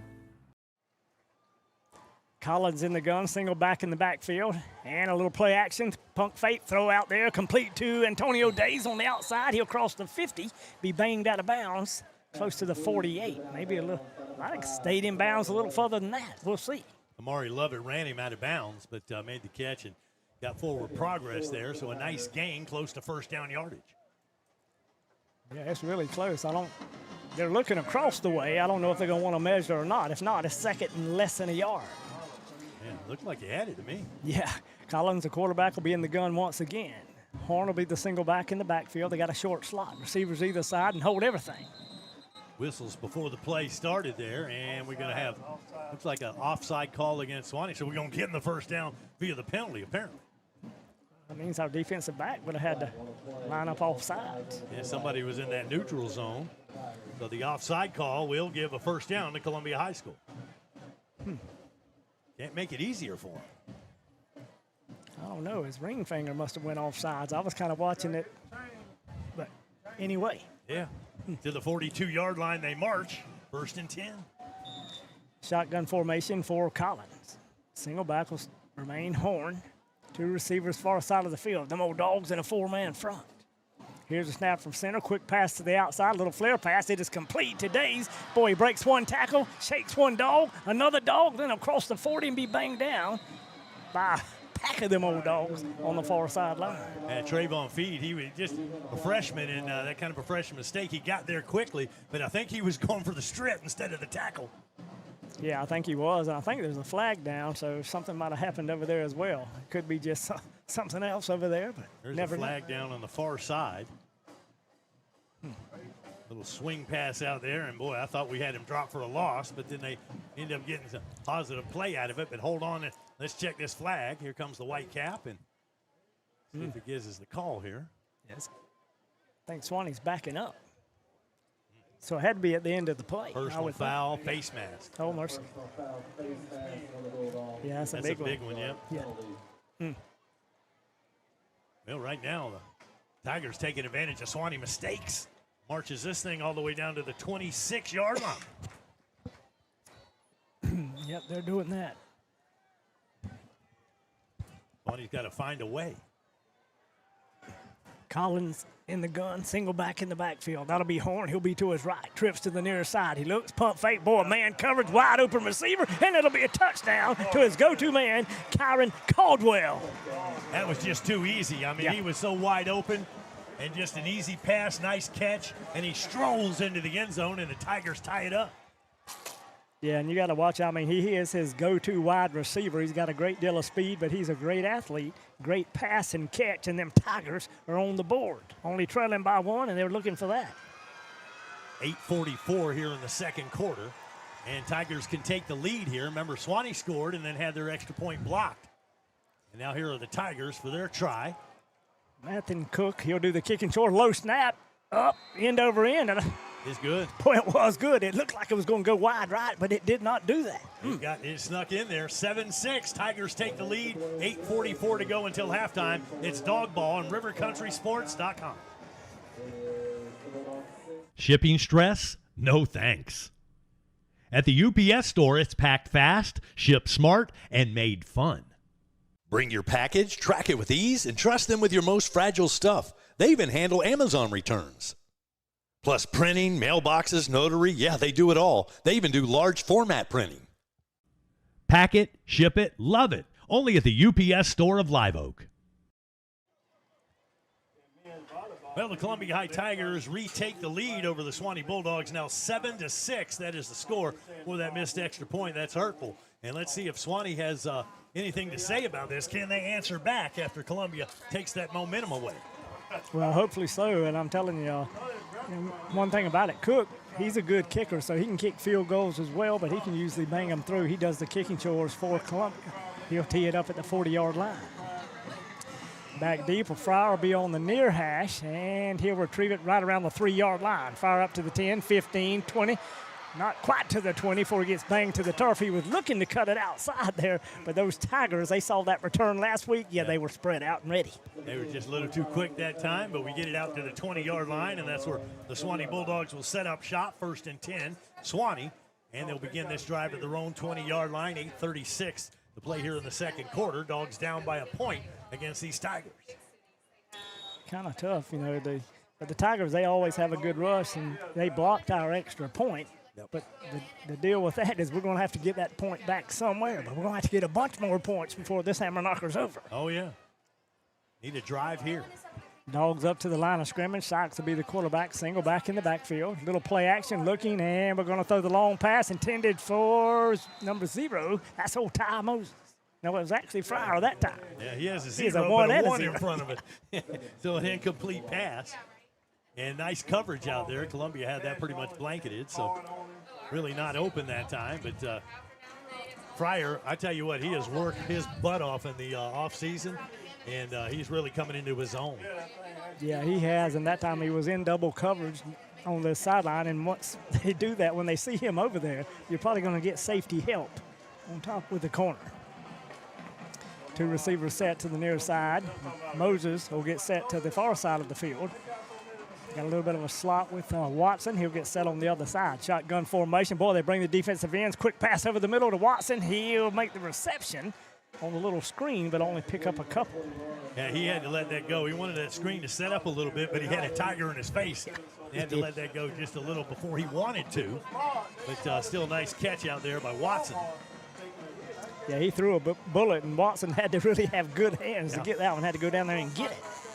But the game was only 2 yards, so now bring up 3rd down and 8. 3rd and 8. See if the Dogs can keep this Tiger defense at bay. Trips to the near side, single back in the backfield. Sykes will be the quarterback. We're looking at a 4-man front. Here's the snap, looking, a lot of pressure. We're going to have to eat the football, and we're going to lose back to around the 16-yard line.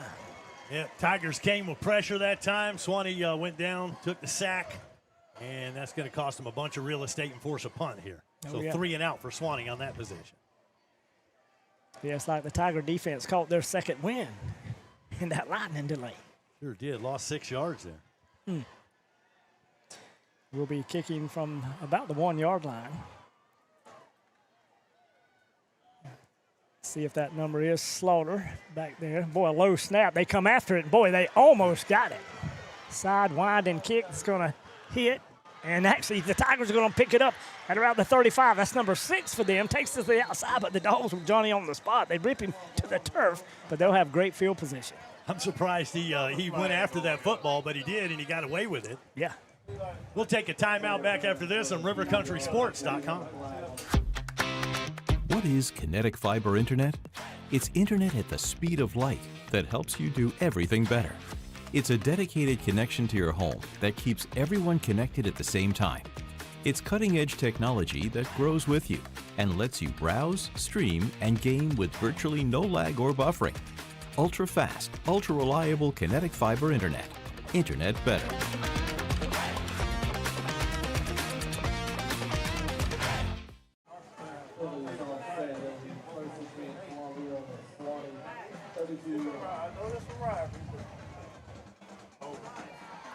And back here at Paul Langford Stadium, offsetting penalties there. Yeah. So the 32-yard line is the line of scrimmage. Tigers on Suwannee's side of the 50 here.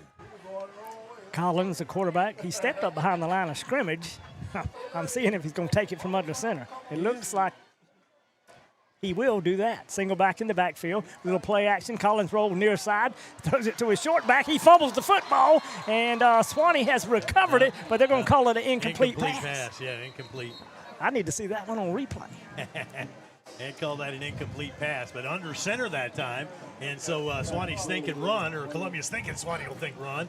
But instead, a little play action. He rolls out, he throws the pass, and it was just dropped by his back coming out of the backfield. Yeah, and that back is number 90. I wrote him down. He's got a full back, tight end, Josiah Rawson. Look how big that hammer knocker is.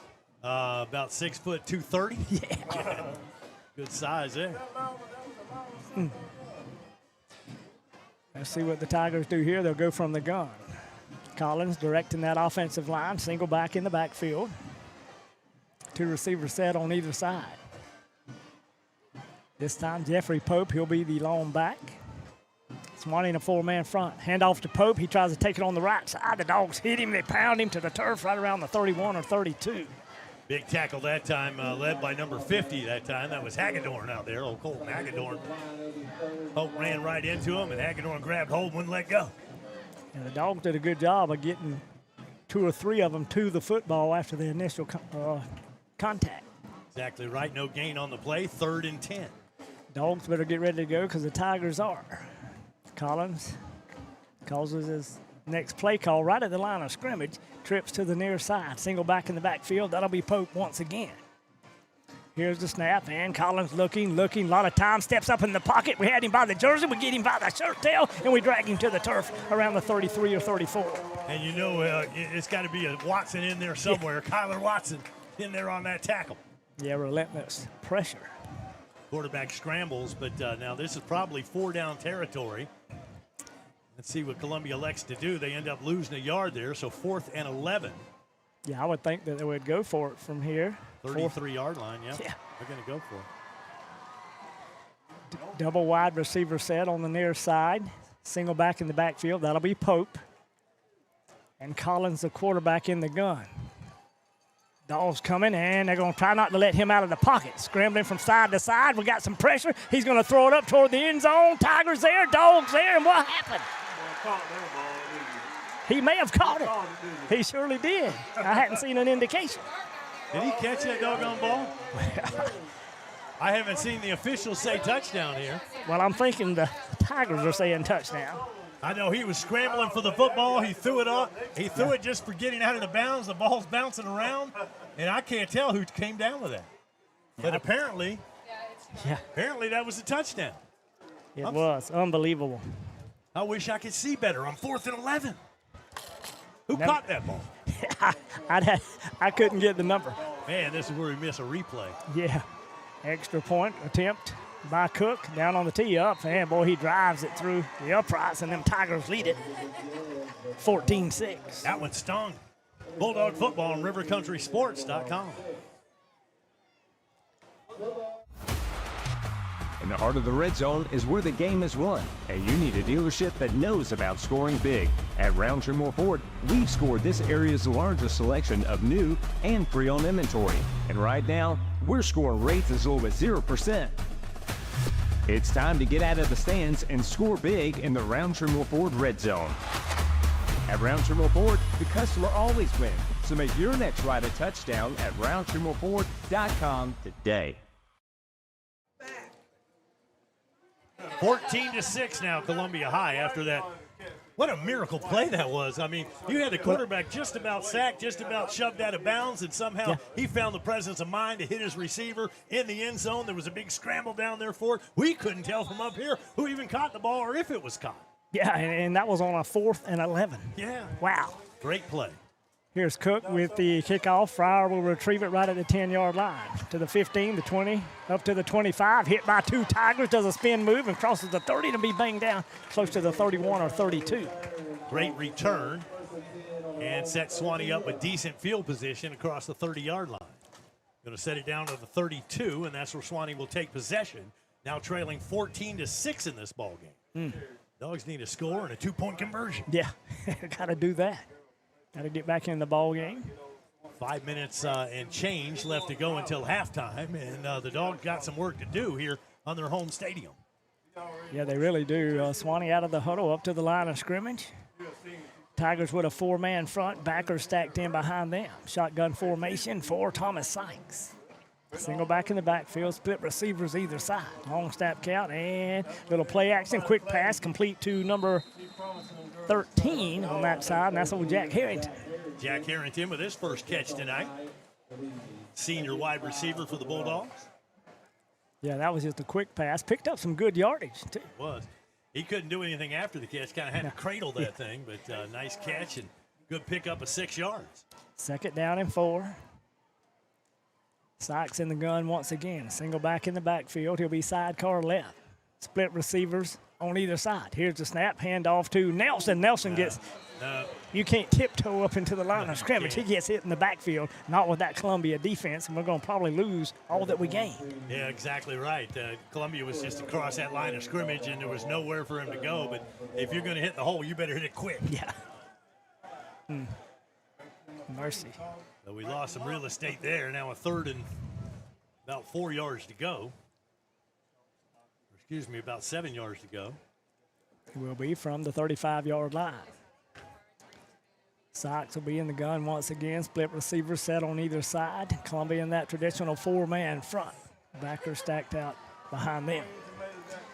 Formation for Sykes. Sykes feels a little pressure, steps out, looking, and he's going to be sacked again and fumble the football. And then we're trying to pick it up, and we're going backwards all the way down to around the 16 or 17. And sometimes it can get ugly. That was ugly. Yeah. That was exactly what that was. Sykes just took too long, man. He had time back there. You got to get rid of the ball. Even if you throw it out of bounds, you got to get rid of it.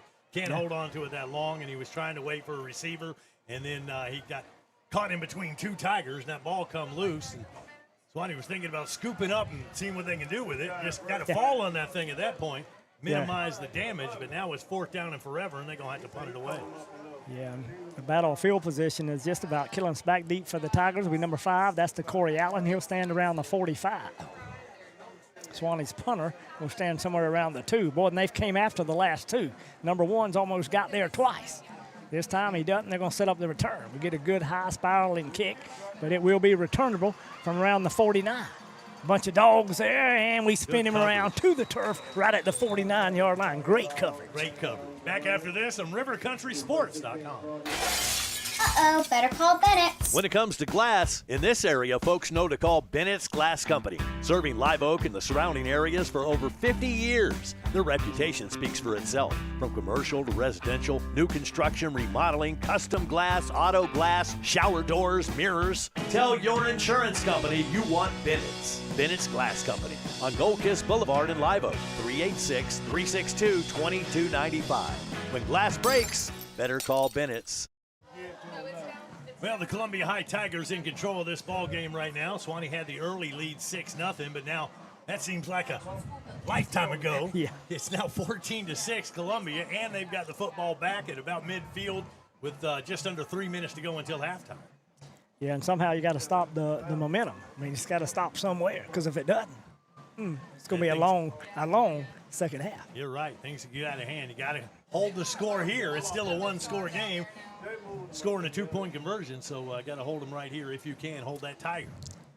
Proudly serving Florida since 1962, First Federal Bank is your hometown banking partner with 24 full-service branches and convenient online access at ffbf.com.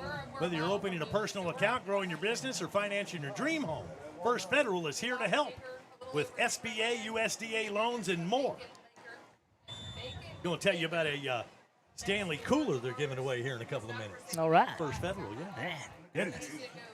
Tigers got it at the 49-yard line of Suwannee. Shotgun formation for Collins, single back in the backfield. We'll call that a double wing nasty set, and they're going to run it with number 25. That's Horn, finds a hole off tackle, and he'll pound his way out 5, maybe even 6 yards. He stood up there, and his forward progress will stop. And that's a big back to bring down, big old number 44. When he gets that football, look out. He's got some good speed there, and number 25, Horn, he's about About 175, 5'10". Yeah. He looks bigger in pads. Oh, yeah, he's got those big old thighs.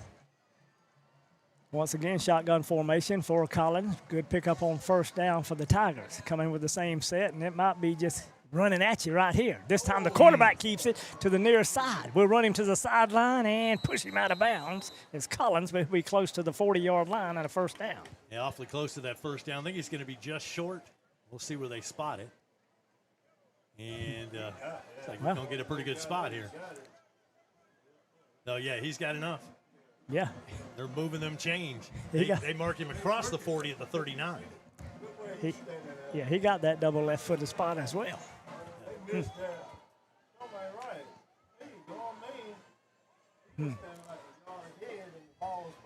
So, Well, I say that now they've changed their minds and it's a third down. Huh. They've got the ball spotted at the 39-yard line, or they may be having a problem with the chains over there. The chains may be stuck. I think they're having a chain problem here, and they're putting the chains back what they were, and now they're thinking about measuring. So they originally said first down. I saw them make the indication, and so I thought they were moving the chains. You can't hardly redo that now that the chains have moved. Yes. Now they're going to bring the now they're going to say first down. Now they're going to say first down. Might as well do that. Why didn't they just do that in the first? Yeah, they should have. Oh, mercy. Okay. It is a first down. Tigers will have it at the 39-yard line.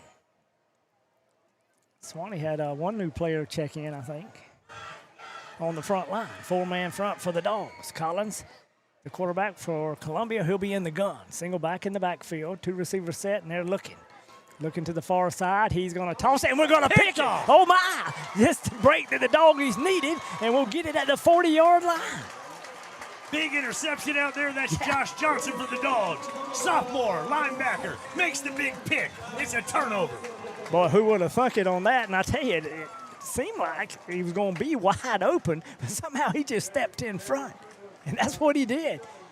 Good Great vertical play. leap and came down with the football, and we got it going the other way, and that is just what the Doggy ordered. Hey, don't miss your chance to win a Stanley Cooler from First Federal Bank. Just head to rivercountrysports.com and enter by October 31st. Only one entry per person. No purchase necessary. Must be a U.S. resident and at least 18 years of age.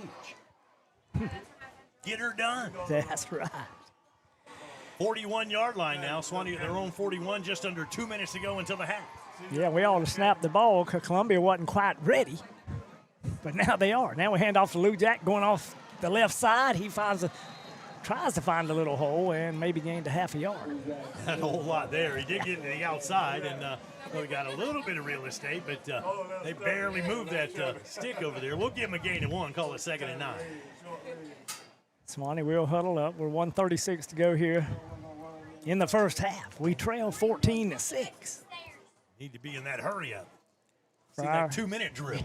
Fryer to the near side. Cherry to the far side of the field. Single back in the backfield. And we got a short slot. Little play action, and we're looking. Quick pass out here, and he throws it just behind number 11, and that was Lorenzo Lee. And Lee had it and bobbled it around a little bit, just couldn't find that handle, so it's going to be an incomplete pass. And a lot of pressure that time on Sykes. He had to get rid of it, and boy, if he had just an extra tick or two, he could have put that on the money. Well, you're going to get a lot of pressure from Columbia. They usually pin their ears back and come after you, so you're not going to have much time. Well, they know obvious passing situation. Yeah. Minute 13 to go. 3rd down and 9 for the Dogs of Suwannee. Ball spotted right around the 42-yard line. Shotgun formation. We're looking at a 3-man front. Here comes the rush from the outside. Quick pass. Fire comes underneath. We do get a great block on the outside, but we needed about 3 or 4 more because I don't know if we might have lost 2 yards. We had a great block out there, but we needed 3 or 4 more Bulldogs out there to make some blocks. Yeah.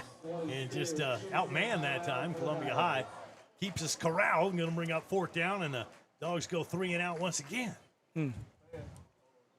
Yeah, the Columbia defense, they found their rhythm and pretty much shutting down. And once you see Fire go out there, I mean, you're going to the football, isn't it? Oh, yeah. You're going to go to our playmakers. About that Stanley Cooler from First Federal, if you want full rules, you can find the rules at info.ffbf.com/cooler giveaway. First Federal Bank, focused on you. Equal housing lender, member FDIC. Mercy. 4th down and 11. Suwannee going to have to punt it away. Think we got a fake punt in the back pocket? Well, I don't know if we would do that from here. Would you break it out here?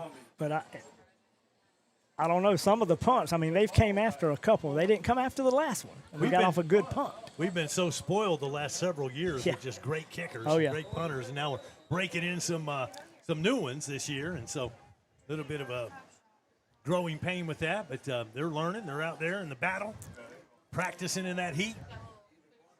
Yeah, and this time it'll be number 29, Anthony Wilson. He'll do the punting chores this time. He'll stand right around the 26-yard line, and we'll see if the Tigers come after this one. They'll have one man back deep. He'll stand right around the 24.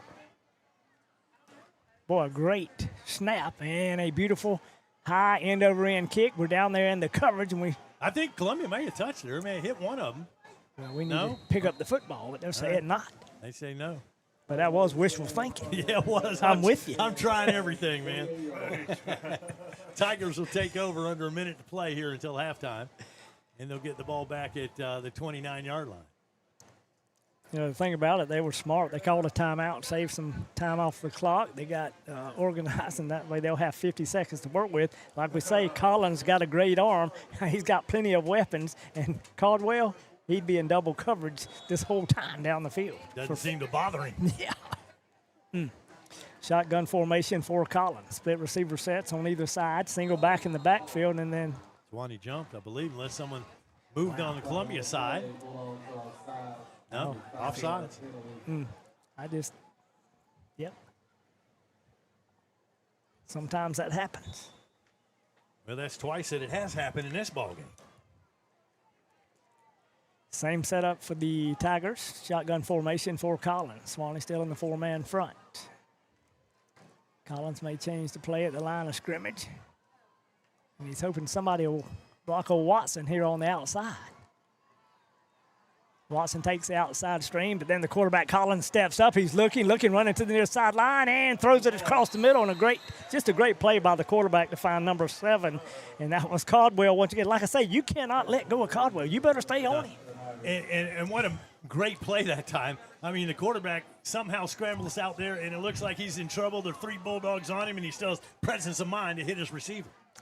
Clock is running, and here we go. Collins with the snap. He's looking, and he's going to be looking again. Boy, they're mugging us on the outside. He throws it once again. They make the reception on the sideline. Breaks one tackle. That might be Days, number 10. Have to check that number, but he'll get it all the way up to around the 43. And I'm looking for a flag, begging for a flag. I don't see anything, so a clean play. And a big catch out there, and the Tigers stop the clock as 23 seconds still showing. Timeout on the field. Yeah, there is, and I'm trying to see on their strategy on that. They pick up good yardage. 23 ticks left on the clock before the end of the first half. Columbia leads at 14-6. The deal is they're on the move, but they can score at any time. Oh, they can. They can go for that home run ball. We've seen their quick strike ability, so no doubt about that. Hey, Rapid Fiber Internet is offering 100% fiber internet and phone services for the Suwannee Valley Electric Co-op members. Easy installation, high quality, ultra-fast speeds, great service, and it's affordable. To get signed up or for more information, visit rapidfiber.com. Again, rapidfiber.com or call 866-64-RAPID. So Columbia with a 2nd down and a yard to go there from the 43-yard line of Suwannee. Suwannee trying to keep the score where it is, 23 seconds still in that second quarter clock. Yeah, and it's been tough. I'm telling you, Columbia only 43 yards from pay dirt. Thing is, you got to keep them out of the end zone, no matter what. Again, it's a 1-score game at this point. Yeah. It's a touchdown and a 2-point conversion, so things not out of hand at this point, but you give them another score here, going to be a big hill to climb. It surely will. And they got in that big one. That's Josiah Rawson, that big tight end, fullback, H-back. Collins in the gun. Here's the snap. Looking way down the football field. Tossing it up for Days. And he makes the catch right around the 8 or 9 yard line. And see, that kind of stuff cannot happen. Yeah, and it seems like we're always trying to play catch-up to the receiver instead of being on him like a blanket. Mercy, big I don't first know if and that was goal. a buster coverage or he just got open, but nice catch out there and a big first down. Yeah, and man. goal to go inside that Roundtree Moore Ford red zone. They're at the 9-yard line. Tigers take a timeout. They're just knocking on the Suwannee door, and it seems like we're just giving up big chunks of yardage all at once. We are, and they're just kind of picking us apart here. Suwannee doing what they can to stay in this ball game. They really need to stop here. Keep Columbia out of this doggone end zone. Tigers used their last timeout there. Yeah, all we can pray for is a Tiger miscue or something like that, mishandling the football, a fumble, something. Yeah. Suwannee huddled up on the near side, talking about some strategy. The only strategy is you got to keep the quarterback in check, but you got to cover all the receivers. And it's not like they don't have running backs that can run the football as well. They can maul you there for 9 yards, or they can put it in the air. So you got to cover everything here. And here come the Tigers back out onto the field. Suwannee going to dig in defensively and try to stop Columbia High from the end zone here with 16 seconds left. Yeah, Antonio Days, who made that last catch, he's in man coverage here on the outside on the near hash. Shotgun formation for Collins. The other go-to receiver, Caldwell's on the far side of the field, and then we're going to call a timeout. Suwannee will use their last timeout. They saw how they lined up. They had Horn back there in the backfield with him, but now the Dogs will try to reset their defense and, again, try to keep him out of the end zone.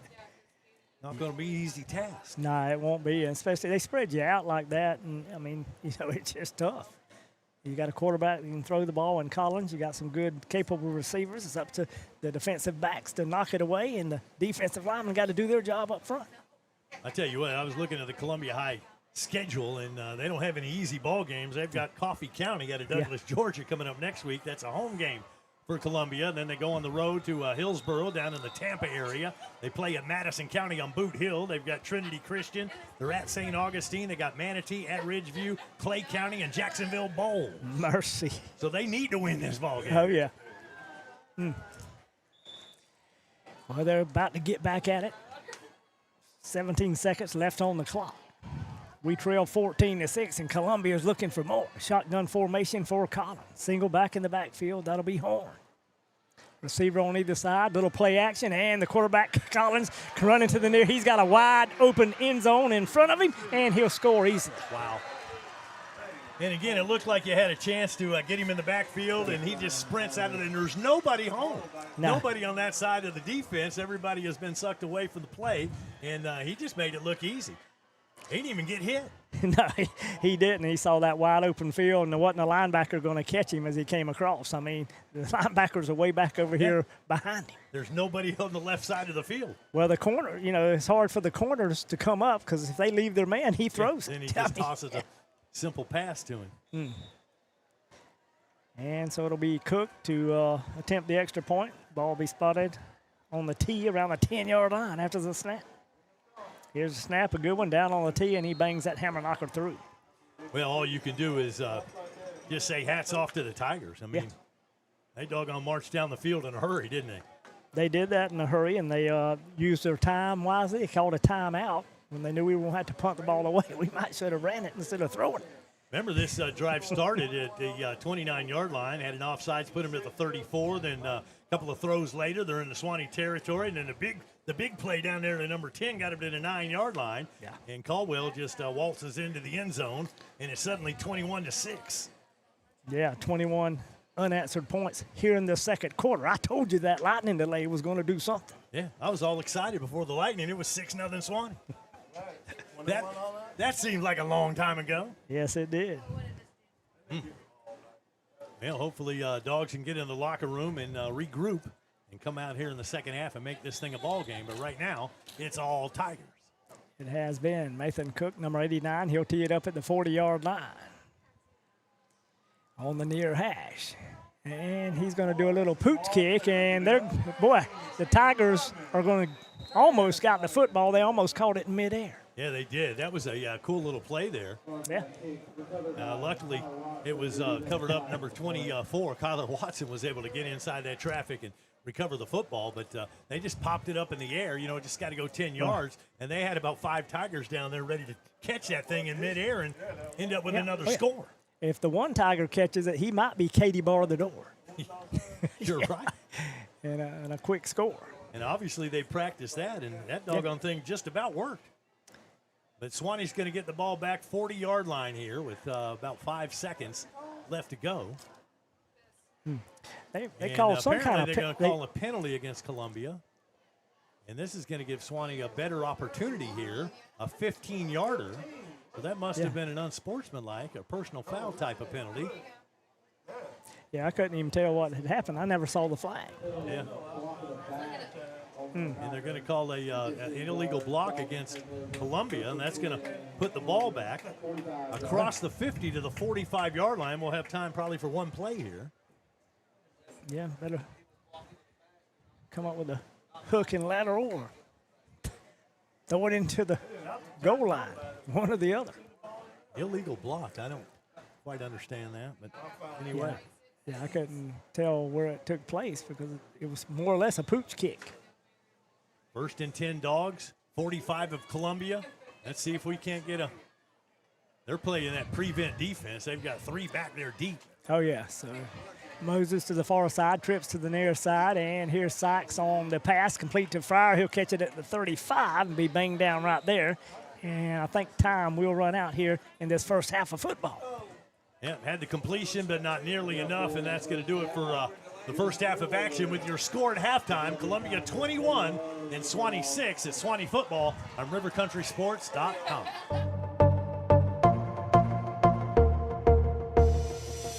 It's an old rivalry tonight. The Dogs host the Tigers of Columbia in the Doghouse.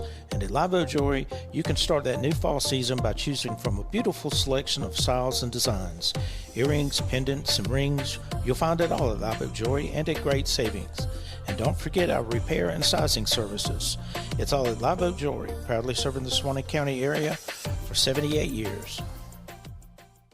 Carl, it's hurricane season again, and you still haven't cleared last year's debris. When you gonna get that done? I just don't know when I'll have the time. Besides, there's too much for me to do all by myself. Well, if you can't get it done, I know someone who can. Morgan Tree and Debris can make short work of those trees. Give them a call today and stop worrying.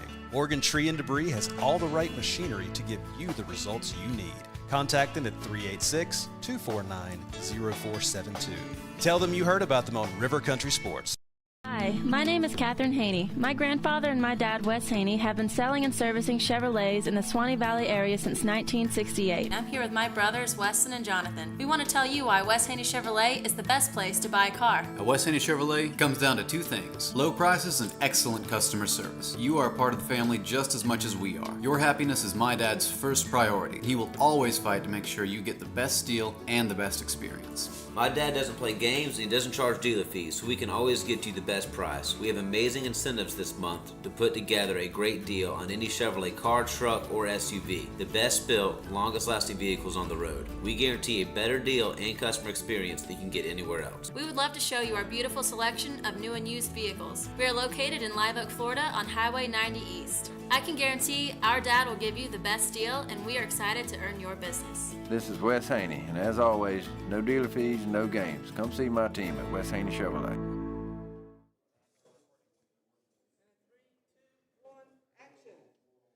It's Player Spotlight, halftime here at the Bulldog football game on rivercountrysports.com. Appreciate you tuning in. All right, in the Player Spotlight tonight, we've got a couple of big boys here. We've got Blaine and Brody. How you guys doing tonight? Doing good. Doing good. Yeah? No complaints. How have things been in the trenches? We looking pretty good this year? A little more depth, maybe? Yes, sir. Yes, sir. Yeah, a lot of we're doing experience up front. Yeah, you think so? Yes, sir. Definitely. Okay, and you guys are senior leaders this year. How does it feel coming into your senior season? It feels great. It feels good. I'm nervous. Yeah, nervous. Yeah. So last year, we got a way to go out, give our full potential that we got. Yeah, brother, this is the last go around. I mean, you're only in high school one time, so hopefully this will be a special year. Yes, sir. Yeah. You feel like it's going to be a special year? Yes, sir. It's going to be a special. We're going to make it the best one. I'm not putting any pressure on you guys, but I would love to see a win over Columbia High this year. I would love to beat Madison this year, if it's all right with you. Oh yeah. God be. I'm still aggravated about last year playing those guys twice and 2 games we should have won. But No, those are revenge games for sure. yeah, Yeah, you get more fired up depending on the opponent, or is it just another game to you guys? it's definitely more fired up against like a certain team, like Columbia. We get. The rivalry games, we're definitely more motivated and have a goal not just to win the game, but to beat them. Yeah. It's like that makes sense. Looking back at last year, it seemed that the Columbia game, if we could have just scored early, it would have turned that whole game around and been a different ball game. But I feel like the offense is a lot more further along than it was at the beginning of last year. Yes, sir. We were moving people around, especially on the offensive line. Nobody played the same position that they did the previous game, and it was inconsistent, and then that throws everything off. Yeah, we didn't have the passing game where it needed to be at that point of the year. It got so much better as the year went on. Oh yeah, this year our pass game is not to talk ourselves up, but our pass game's good. The biggest thing is getting everybody healthy. I mean, Thomas Sykes has to be healthy. Guys up front have to be healthy. Coming into the season, I understand we have a few kids banged up, but overall looking pretty good. A little more depth this year, so yes, sir. That's going to help. Yes, sir, for sure. Yeah. So as far as the weight room and your preparation for this season, how have you guys looked in the weight room? Have you hit any personal bests or anything? Oh yeah, we definitely doing good.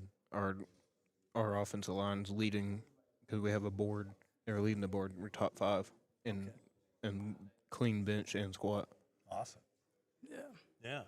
Yeah. I came in with like an injury, so like the first few weeks of summer, wasn't able to get in the weight room as early as the rest of the guys.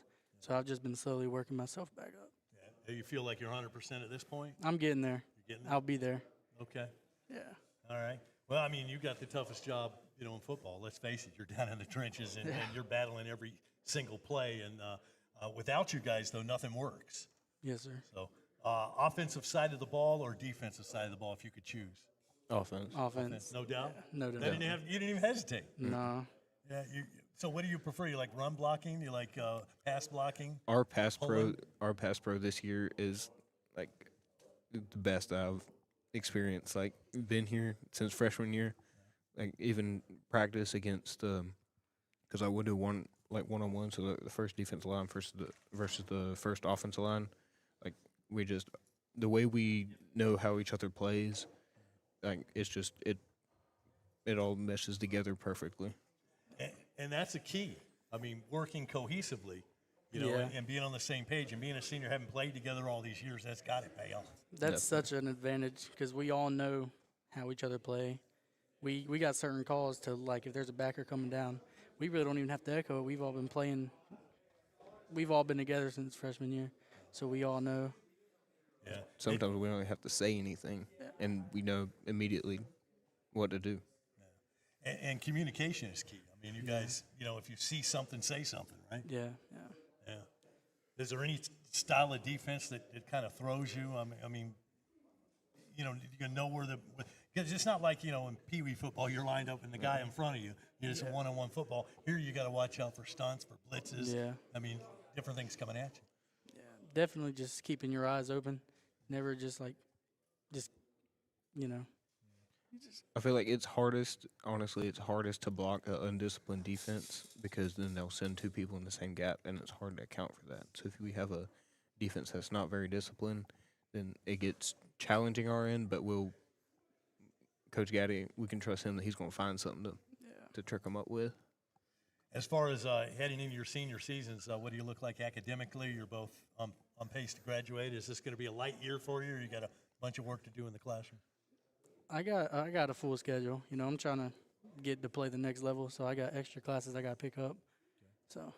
But where are you looking? Have you thought about where you might want to go, or does it matter? It don't matter. I just take a ride anywhere. Yeah, exactly. If you could choose your dream school. Florida. Florida, yeah. Yes, sir. I got a full schedule as well. I've already been on a visit to Jacksonville University and looking at their NROTC program over there. So my goal after high school is do that and then commission as an officer in the Navy and be a pilot. No kidding. So. I was in the Navy, but I was not a pilot. Yes, sir. But that'd be great, man. Yeah, I'm the commanding officer here at our NJROTC program. That's fantastic. Yes, sir. Hey, man, God bless you. I mean, that's great. Guys like you is what makes this country strong. So no doubt about that, man. Appreciate it. Well, listen, you guys, I appreciate you talking to me, and I want to wish you a world of success, not only this year, but in your futures. Okay? Yes, sir. Thank you. Thank you. All right, anybody you want to say shout out to before I let you go? Just family and coaches and friends. And mom and dad. I couldn't do it without you. Go Dogs. Player Spotlight on rivercountrysports.com. Are you new to investing and not sure where to begin? Start by looking for a financial advisor who will offer you a strategy personalized for you and your family. One who will be there as your life and financial situation changes. I'm Hunter Abercrombie, your Live Oak Edward Jones financial advisor. When we work together, we'll focus on what's important to you. We'll use an established process to create a personalized financial strategy backed by the advice, tools, and resources to help you reach your goals. And we'll partner together to help your strategy stay on track. Contact me today at 386-364-3699. Edward Jones, member SIPC.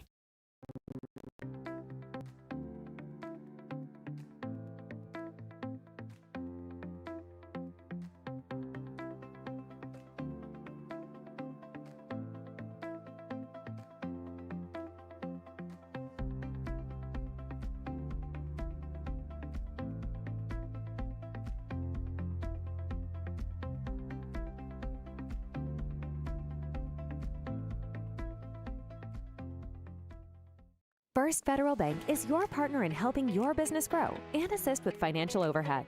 With person-to-person customer support, top-of-the-line banking services, and digital tools, your money is never out of reach and always safe.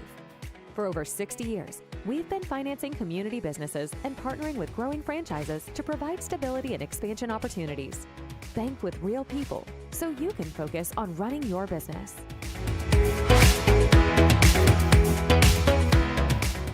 Cheek and Scott Pharmacy is celebrating 60 years of serving North Florida. From flu shots to free vitamins, wheelchairs to weight loss, hearing aids to home delivery, and everything in between, they do it all. Locally owned and operated since 1965, the Cheek and Scott family is always there for your family.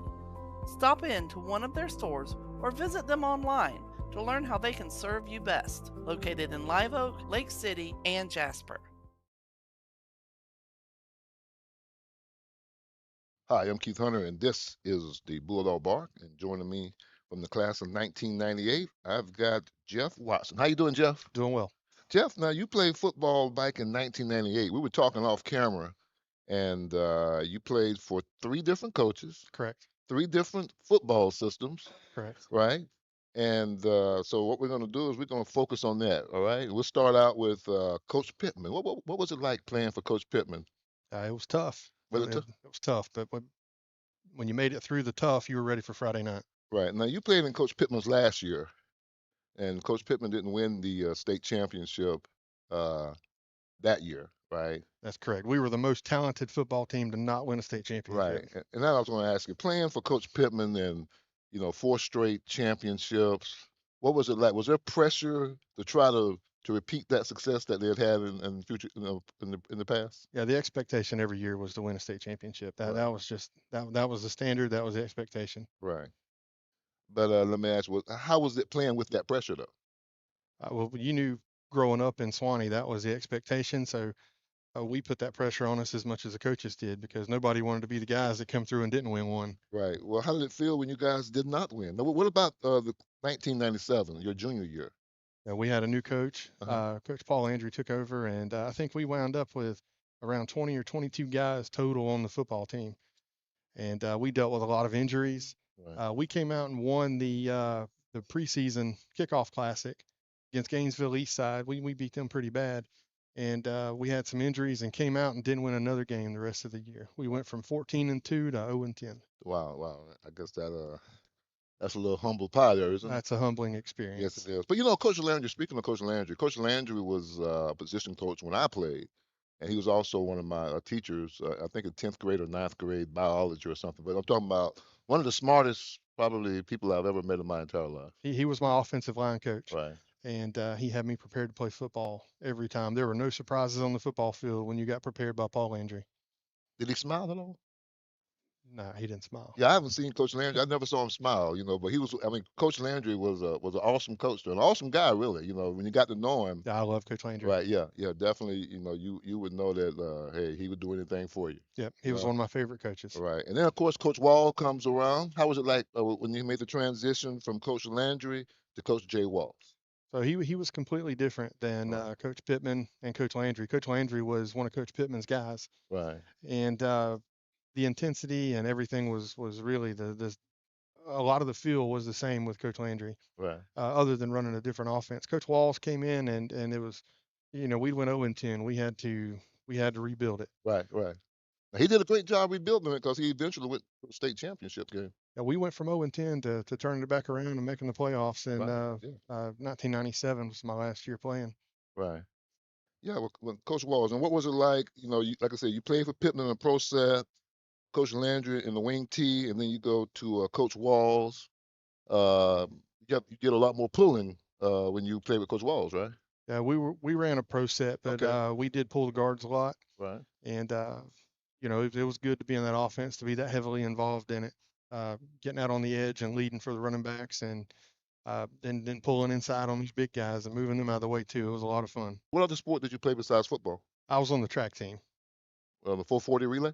I was one of the sprinters anchoring the 4x1. I threw the shot put and the discus. Well, look at here now. I understand. And did you place any regional or district or state championships or anything? I went to the regionals as a senior. I placed second in districts, and then as a senior, I made it to the regionals, but didn't advance on past the regionals. Okay. And would you say, now going back to your football experience, did any of that prepare you for your success in track and field? Well, it was a great opportunity for the coaches to tell us to go out there and throw the shot put and discus, and we Right. do that for a little bit. And they tell us to go get in the weight room. Right. So we'd use that time to get stronger, and stronger you are in football, the better, especially when you're a lineman. Right. But I mean, but as far from a discipline standpoint, did the football prepare you for being more disciplined in track and field? Oh yeah, we had work to do, Right. and you had to get the job done, be ready to go perform. Right. Track was a little different than football, obviously, but when you step out there, you want to perform, especially when you're wearing that green S on your chest. Right. Now, speaking of the Green S, I understand you got two boys who also played for the Bulldogs. I've got two boys. They're playing now. Hunter and Kyler. Hunter is a senior this year. He's coming off an ACL injury from last year, and Kyler is a rising junior. And they both play football, and they both play baseball for Suwannee High. What's more nerve-wracking, when you played or when watching your kids play? Watching my kids, I know 100%. Fingernails, you biting off your fingernails? Oh and yeah, everything? yeah. When they get out there, it's I'm way more intense Right. watching them than I was when I played. Right. Okay, I understand that, man. Yeah, but definitely anything you're doing now, coaching, or what are you doing now in the community? So I'm the president of the quarterback club. So we obviously support the football program Right. and try to do everything we can to make sure that these players have the best playing experience possible when they come to Suwannee High School. All right. And will you remember the quarterback club even before becoming president? Absolutely. I remember the quarterback club all the way back to when I played. Well, okay. Well, my brother-in-law is Clifford. Mr. Gwynn, he was a treasurer there for a long time. Yes, sir. He's one of the foundational pieces of the quarterback Right. club for a very, very long time. Yes, sir. We miss having him in our meetings. Right. And then the president was Jim Daniels. Jim Daniels. Yeah, nothing like Jim. But I think those two were on the board when I played football. right. And Mr. Jim was president way back then, and I took over as a president of the quarterback club from Jim Daniels. Right. Okay. And did you learn anything from them as you go forward? And do you apply any of your football toward your position in the quarterback club? Well, the biggest thing is I know I coached with Coach Hall in Tallahassee at Right. McClay High School before Right. I moved back over this way. I know it takes a lot. Right. The coaches, the players, there's a lot. There's lots of expectations, and you have the standard here for what it means to be a Bulldog. And we want to make sure that the coaches and the players have absolutely everything they need to be as successful as they can while they're here at Suwannee High School. Right. Well, I can tell you one thing. What I've surmised from this interview is that you bleed. If I cut you right now, it'll probably bleed green and gold. I live in Lake City. Well, that's okay. That's okay. There ain't no way I was going to send my boys to school in Lake City. Right. I understand. They're Bulldogs. Well, that was I'm a Bulldog. right. Well, that's probably the number one greatest decision you ever made. Absolutely. At least I'm pretty sure that Kyler Hall feels that way. Absolutely. All right. Well, Jeff, look, man, I want to thank you for joining me on the Bulldog Bark. And look here, man, we're going to be looking for some great things If I pass by and see you in the stand, you'll be in the stands, right? I will be.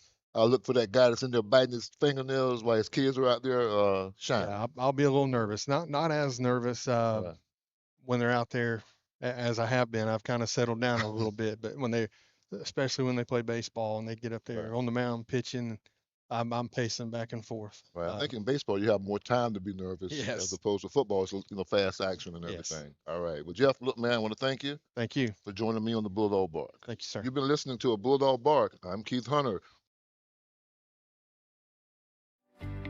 Hi, this is Keith Hunter of Huntertainment. We bring you DJ service, video and audio production, a podcast and great waters, radio shows, and maximum sports coverage of girls basketball. At the heart of everything we do, there is a mission that's bigger than the writing, the music, and the videos. Sure, we bring you the entertainment, but we're all about the human connection, that spark between people when they feel understood, valued, and inspired, and encouraged to do better and be better. Long after the entertainment is over, the video fades to black. Long after the ink runs dry, what remains is the lasting impression. This is Huntertainment. Let's make the connection. 904-504-1532. What's up, guys? Welcome to Van Carpet One. For 78 years, we've been your local family-owned and operated floor covering store, and we can't wait to serve you. Let's go check out some of the stuff we've got and say hey to the guys. Hey guys, this is Michael Van here at Van Carpet One. Wanted to show you our huge display of carpet. Got about 1,000 rolls for you that we can order. We also keep about 100 in stock that are on clearance, so please come down and give us a visit. We appreciate it. Come in and see the largest tile collection in North Florida.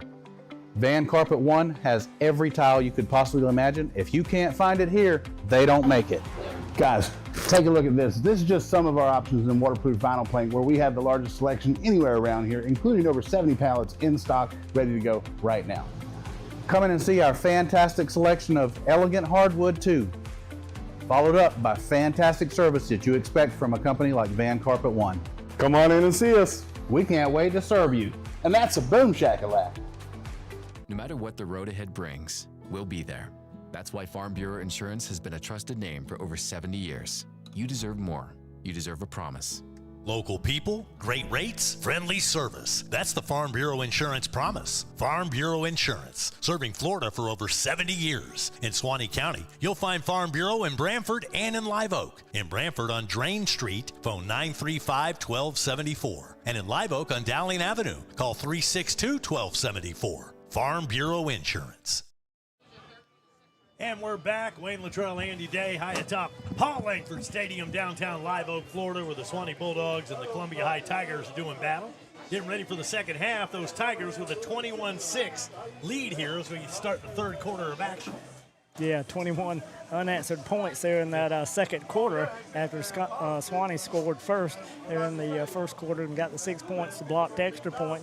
That's where we stand, 21-6. Suwannee got to enjoy that lead a little longer. We had an hour lightning delay, so they went in a locker room waiting it out, and then apparently that made Columbia mad. Boy, they came out of that locker room and just turned it on, and now they lead 21-6. So we'll see if Suwannee can mount some kind of a second-half comeback here, but the Tigers get the ball first here in the third quarter. Yeah, and that's one of those things that, you know, the second half of a football game, you pretty much got that drive scripted, and it usually can go pretty well. So Swanee's defense is going to be up to a very tough challenge here. No doubt about it. It's an uphill climb. Always is against these Tigers, and right now the Tigers look to be in control. And let's see if Suwannee can get a stop here and then get some points and make this thing a ball game. Man, hopefully so. See who's doing the kicking chores. Both of the kickers, their numbers are pretty similar, 26 and 29. As we approach the football at the 40. Low line drive kick's going to hit right around the 15. Almost died right there. And that Tiger picks it up coming to the near side. Got some good speed. He'll run to the near sideline and we'll drag him out of bounds. Right around the 24 or 20. Well, actually around the 29. To Corey Allen on the return that time, and he made a couple of Bulldogs miss, got some good yardage, and now that's where Columbia will take over right around that 30-yard line. Yeah, Allen with quite a bit of speed as he got to the outside on the near side. Thought we had a couple of dogs down there to pin him down, but nifty moves and too much speed. Yeah. And a good return. Was a good return. So now the 29-yard line, that's where the Tigers start off, 1st and 10. Collins will be the quarterback. He'll stand in the gun, single back in the backfield. That'll be Jerome Horn, number 25. 2 receiver set, one on either side. Suwannee now in a 5-man front. Columbia with the short slot near side. That's the short side of the field. Handoff first back through. He'll take it to the outside. Boy, got plenty of running room, but we recover in a hurry. I see a flag come flying in that. We'll see who it goes against, but it could go against Columbia. Horn on the carry that time, and this is going to be a holding call, and it will work against Columbia High. Yeah, because he had some pretty good blocking there on that right side, and he almost set it free, but the dog had pretty good lateral pursuit and hemmed him up. Kind of strung that out a little bit, but little holding call here is going to hurt Columbia High and back them up 10 yards. Good break for the Dogs. Back it up to the 20-yard line. 1st down and 20 for there. Collins in the gun, single back in the backfield. That'll be Horn.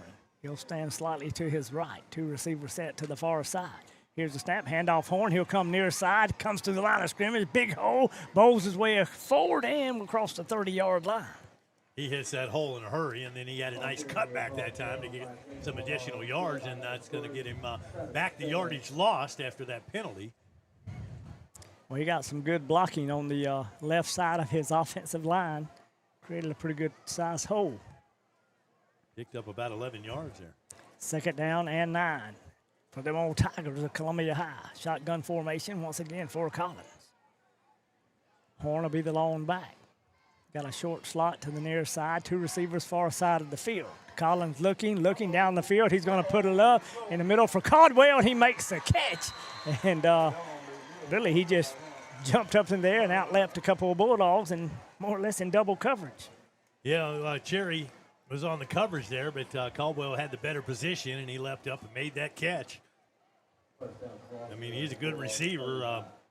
6'2", 175-pound junior wide receiver for Columbia High School. Yep, he's a good one. Tigers up to the line of scrimmage. That'll be right around the 35-yard line. Collins in the gun, single back.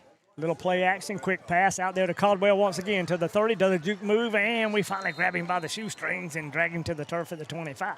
Yeah, making the tackle that time was Kamari Lovett. Should be enough for another Tiger 1st down, and they're on the move. It's kind of doing what they want to do. They can run the ball. They can throw the ball. They pretty much got it going on right now. Like John Madden said, if you can do both of that, you're usually pretty successful. Yeah, that's right. And play defense, too? Yeah. They got the big back in there, Rossin, number 90. He kind of like the H-back, fullback to the left side. Single back in the backfield. This time handoff that single back. It'll be Horn. Takes it off the right side. The Dogs meet him at the line of scrimmage and pound him to the turf. And we get there in time, and that time leading the way was Travis Feed. Yeah. But we get that way, but, we don't hit and knock him back. It seems like we hit, and we got to sling, and we got to work, and we got to get him on the ground. But their forward momentum gives them some yards there. So they picked up a couple on that play. 2nd down and 8 from around the 23-yard line. Collins in the gun once again, single back. That'll be Horn. He'll stand straight behind him. This time Caldwell will come in motion and get set on the far side of the field. See what they're looking to do here. Little play action, and it'll be Collins, reverse roll, throws out here into the flats, and the Dogs got there in a hurry and knocked it away. Boy, pretty good play that time. That time that didn't work. They put Caldwell in motion and thought that was going to drag double coverage to the far side. He spins around, comes to the near side of the football field, but that went off the mark just a little bit and incomplete. Yeah, I think that was intended for I thought it was number 80 that time, but that'd have been legend Camille. Goes incomplete, 3rd down situation, 3rd and 9. Collins in the gun, single back. That'll be Horn.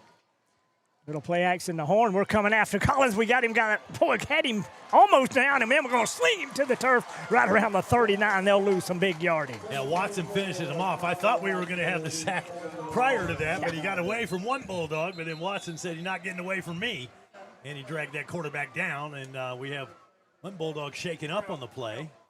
Hopefully he's going to be okay. Trying to help him up now, and looks like he may have a bit of a cramp, let's hope. Yeah, I think that's Reese Bronson if it's 55. Yeah. That old dog's trying to walk it off. Somebody say, give them dogs some water. Yeah, I know. Normally that number 55, you try to get him out of the way. You can't drive 55. Yeah. And it looks like he's going to shake this off, let's hope. 8:44 showing in the third quarter clock, 21-6, and a huge loss there. This is going to bring up a fourth down and about 21 to go. Well, Columbia hadn't been shy about going for it on fourth down. They converted on a 4th and 11 for a touchdown. I'm not counting my chickens here. So they're going to go for it here. They're lined up with trips to the far side of the field, single receiver near side. And Collins will be in the gun, single back in the backfield. That'll be Horn. 4-man front for the Dogs of Suwannee. They got them stacked over there. Collins looking across the middle of the field, finds a drag across the middle, but the Dogs were there in a hurry. They didn't pick up much yardage on the play, and they'll turn it over on down. Josh Johnson doing a great job making that tackle that time and stopping that play, and the Columbia High Tigers going to turn it over on downs. Yeah, it was pretty good defense, and like you say, Johnson got there in a hurry. I mean, on that coverage, I thought that just at a drag across the middle of the field. Yeah, and pretty good coverage, and rip him to the turf, and Suwannee takes over, and that's just what the Dogs ordered.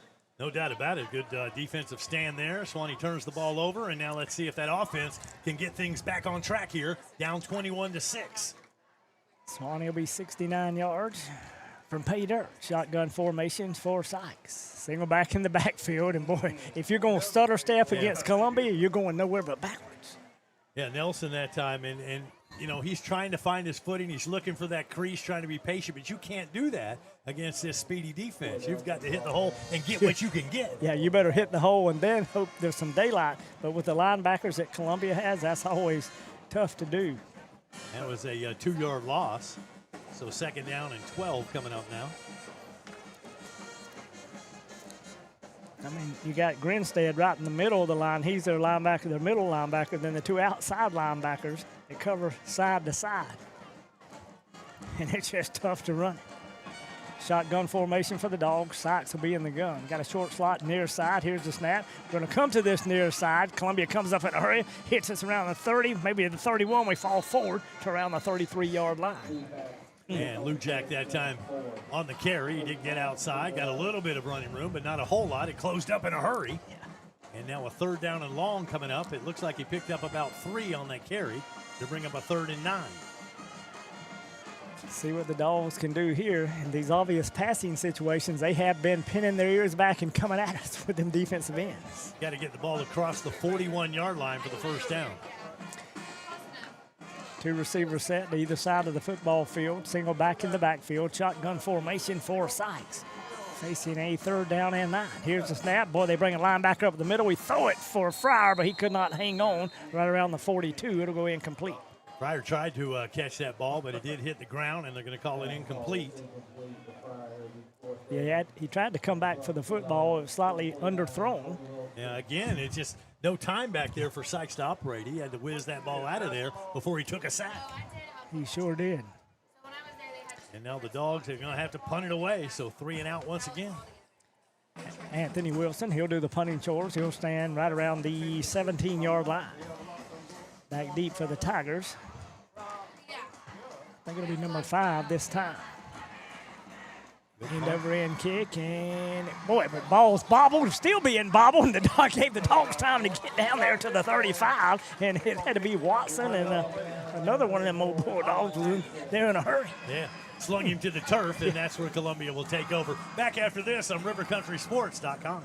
Your one-stop auto shop, J&W Automotive. You know, at J&W, they do paint and body work. Yeah, collision repair, paint jobs, bumper repair. They'll handle your insurance claim for you. At J&W, no job is too big or too small. They also sell vehicles, repair vehicles, retire vehicles, plus front-end alignments, AC work, computer diagnostics. They cut and program keys. They are your one-stop, all-in-one automotive shop. J&W Automotive, Highway 129 North in Live Oak. Call 364-1377. Online at jwautos.com. Well, the Suwannee Bulldogs in a 21-6 hole against the Columbia High Tigers. Tigers will take over possession here in the third quarter, 6:23 in that third quarter clock. Hey, looking to score big? Suwannee Graphics is your one-stop shop for all your printing needs. See them for blueprints, brochures, forms, books, banners, signs, hats, engraving. Heck, they even have pre-made gift items ready to buy. Give them a call at 362-1848, 386-362-1848, or stop by the shop on 129 North in Live Oak. Suwannee Graphics, proud supporters of Suwannee Bulldog football. And Wayne, we got to face this Tiger offense once again. They got the football right there at the 39-yard line. Xavier Collins, the quarterback, he'll be in the gun, single back in the backfield. Two receivers set to either side. Suwannee in a four-man front. Long snap count. Here's the snap. No play action at all. Quick pass to the outside, and the Dogs converge on that in a hurry. And I think that was number 19, Brandon Lovett, who made the reception, but he went nowhere. He made the catch, but he paid the price. Suwannee was on top of that one in a hurry. Dogs tightening things down here defensively a little bit. So going to be no gain on that play. Looks like Lovett will stay in there. He'll be one of the wide receivers on the near side, along with number 82, Robert Williams. Shotgun formation for Collins. Single back in the backfield. Two receivers to the wide side of the field. Now they bring motion with 19 across. Boy, and they go right up the middle with the quarterback draw. And I tell you, Collins shot out of there like a bullet. Picked up some pretty good yardage up close to the 44. Well, he had a little bit of pressure out there and making the tackle that time. Shane Wright, number 44 for Suwannee. Brings up a third down situation for them old Tigers. Trips to the far side of the field. They get the play call from the far sideline. Collins will give that to the offense. Looks around, gets his backs set straight, and Suwannee in the four-man front. Here's the snap. Collins looking down the field, and he's going to step up in the pocket once again. Cut to the outside across the 40, to the 45, to the 50. Across the 45, and we'll run him out of bounds just inside the 40-yard line, and a big Tiger first down. Yeah, and just to scramble that time, I mean, that was a coverage deal. You had everybody covered down there, and Suwannee was trying to put pressure on him, and he saw his opening and took advantage, picked up an easy first down, and then some. Oh, he did. You know, he's pretty good as being the general on the field for them because he looks around, he saw the big opening, and he's got enough speed that he could get there. 1st and 10, Tigers at the 39-yard line. They may be looking for the end zone on this one. Shotgun formation, and no, this time they hand off to Jeffrey Pope. Pope takes it right up the middle of the field. Them Dogs pounce on him after a gain of about 2 or 3 yards. Number 9 converging on the tackle that time. Give credit on that play to Kamari Thompson. You have a flag. We'll have to see what this is about.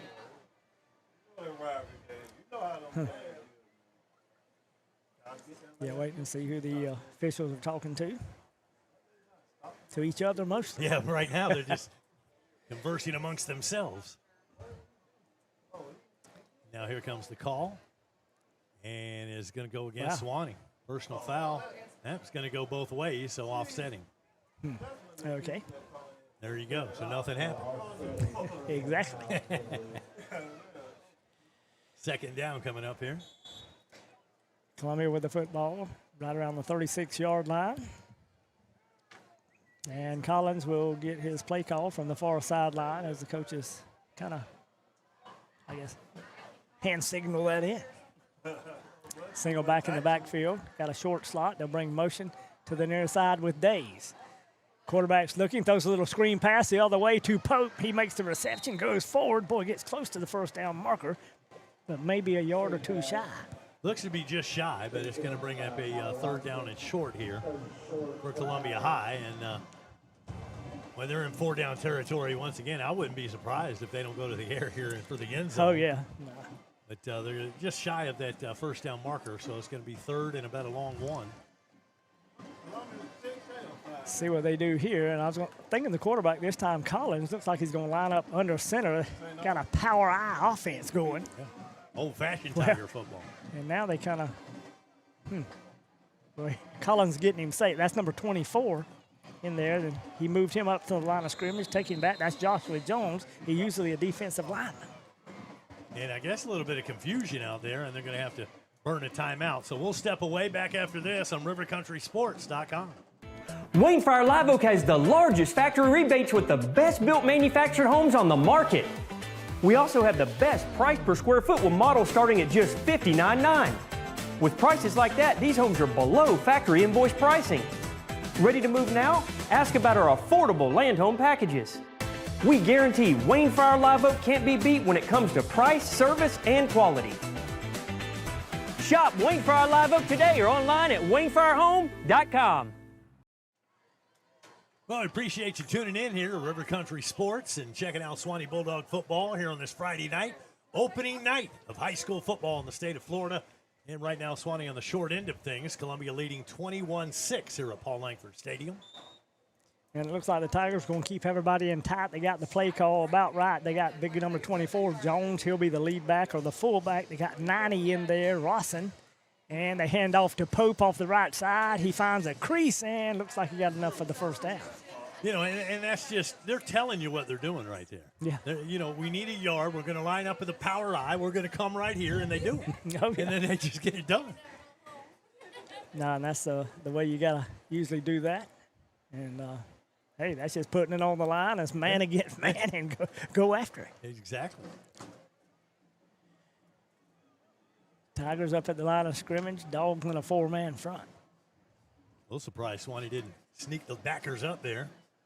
But anyway, it's a 3-yard gain, makes it 1st and 10 at the 28. You just call them double H backs at the line of scrimmage, single receiver near side, single back in the backfield. And we jumped offside, so we called a timeout. Yeah, Suwannee did a timeout here. We'll take a timeout, too, back after this on rivercountrysports.com. Looking for the perfect spot for family dinner or catching the game? Beef O'Brady's is all about great food, friendly service, and fun for everyone. From their famous wings to hearty entrees, there's something for everyone at the table. Beef O'Brady's of Live Oak, where every visit feels like home. See you tonight.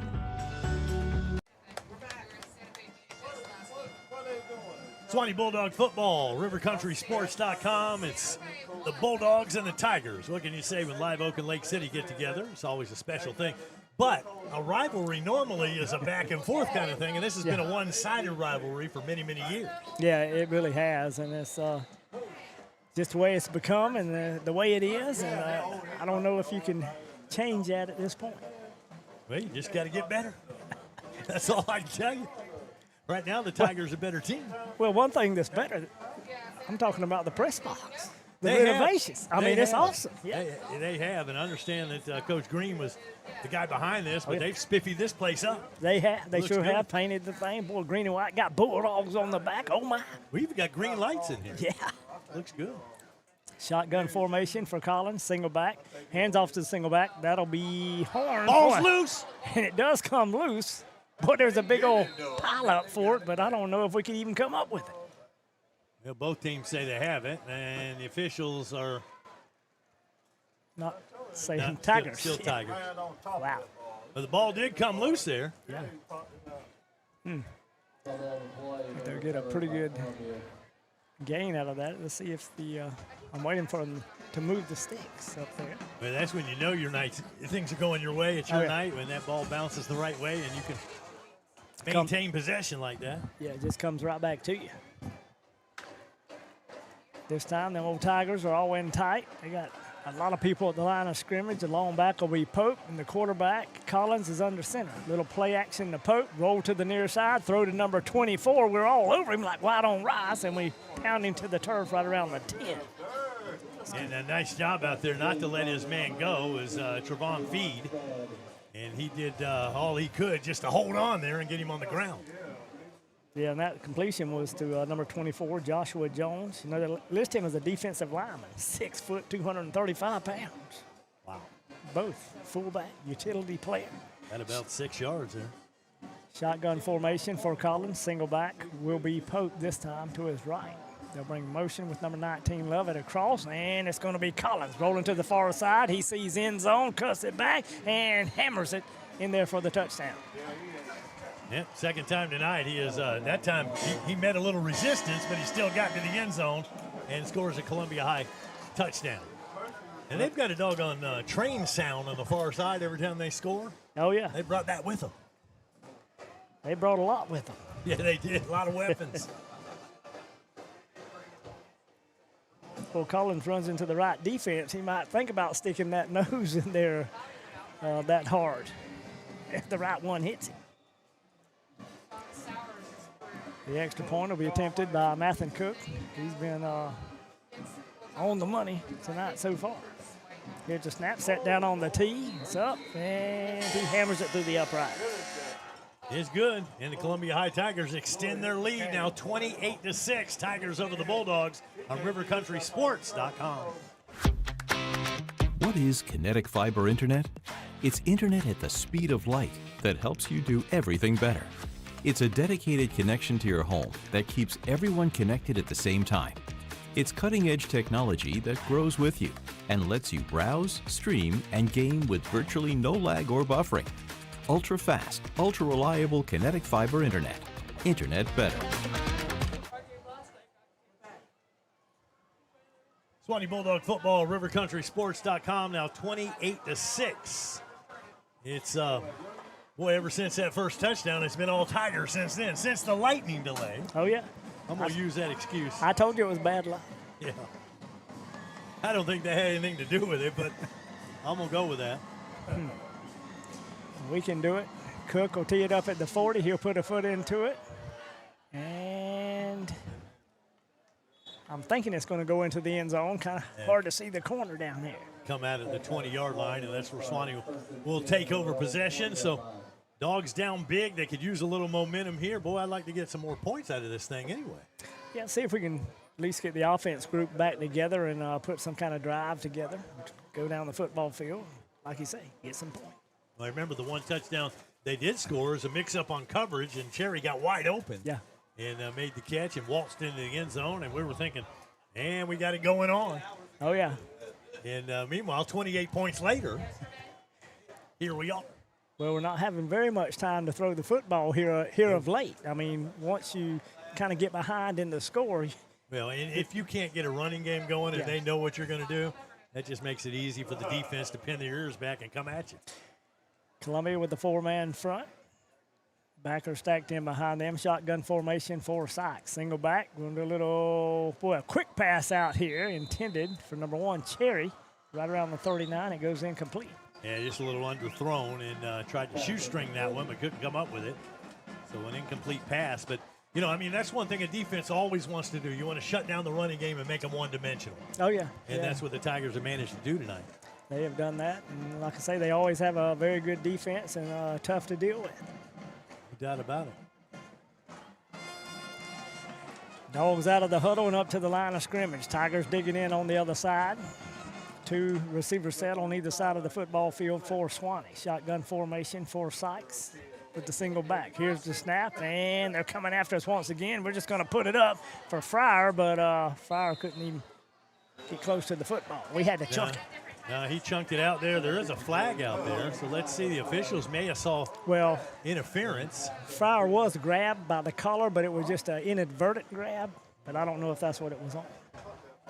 I believe that's going to be the call. It is a pass interference call. A little bit of a cheap one there, but we'll take it. Yeah, because I think the ball wasn't catchable. Yeah. If that was the call. Well, that is the call. I didn't make it up. I mean, the Whitecaps calling it. Yeah.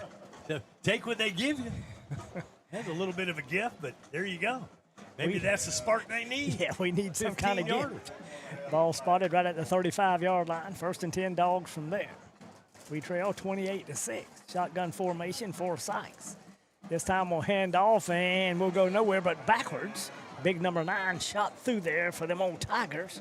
That's Davis. Rips us to the turf. Davis was just like daring you. Come on, come this way. Yeah. And there's just nowhere for our running back to go. I mean, they have shut the running game down at this point. Yeah, they have. We'll lose. Let's see. They'll say we lost 2 yards. 2nd down and 12. Shotgun formation once again. We'll spread it all out, and they'll have the 4-man front thrown right across the middle, intended for number 21 of the Dogs. That's Hunter Watson. He was just slightly overthrown. He was, but he was so wide open, and Thomas shot it out there and just a little bit too tall for him. But that was an opportunity there for a big play. Yeah, it really was. Had Fryer back there as a safety valve, and I thought he might go to him, but you had to have a tight end over the middle. I mean, my goodness. Yeah, that could have been a big gain and a 1st down, but it did not happen. 3rd down and 12 for Suwannee. One of those coulda, shoulda, wouldas. Looks like Fryer, Watson, and Cherry will go to the far side of the field. Moses will get set on the near side. That's the home side. Shotgun formation for Sykes. Single back in the backfield. And here's the snap. Looking, and Columbia just comes wide open. I think it was Grinstead that came across the middle linebacker on the blitz, and he makes the tackle, and he'll sack us for about another 5-yard loss. Well, I was trying to figure out what are all those white jerseys doing on the wrong side of the line of scrimmage, but man, oh man. They came with an all-out blitz that time, and nothing for the green and white to do. We're going to get in punting formation right now. Yeah, we'll see if Columbia comes after this one. Number 1's come close to a couple tonight. This time they don't. End over end kick, kind of sidewinder. It's going to hit around the 49. And we allow the, oh my goodness, he's going to have plenty of running room far side. We get hammered, and that'll be a clip. They got a and block they can bring that back, even though he goes all the way. And he didn't have to block it. He didn't have to make that block because it would have been a touchdown. He picked that ball up in traffic. Oh, yeah. And got away with it, and suddenly Allen's off to the races, but had a block in the back, and that was pretty obvious there. So this is coming back. Yeah, and those blocks used to be pretty legal. But look at it. He got away from 2 Bulldogs. 2 dogs. Here. You got to wrap up. And he just takes off, and here comes the block in the back, and boom, there it is. And he was hammered. I'm saying if you're going to get a penalty. Yeah, you might as well earn it. Oh, yeah. But he took a touchdown away from his teammate. And we got a injured player out on the field on the far side. Looks like a hound on the ground. Right around the 20. And they're working it. Looks like going to get him up now, number 18, and may have been just cramps again. And that's Trevon Feed. He's been going just a freshman and playing his heart out here tonight. So still 19 seconds left in the 3rd quarter, and after the penalty, they're going to march the ball all the way back to the 40-yard line. Yeah, we'll do that. Take away a tremendous return there. Oh, it was. By Allen. Man. I thought he was, first of all, I wouldn't have picked that ball up, but he picked it up in traffic. He's done that away twice. from 2 Bulldogs. He had done it a couple times.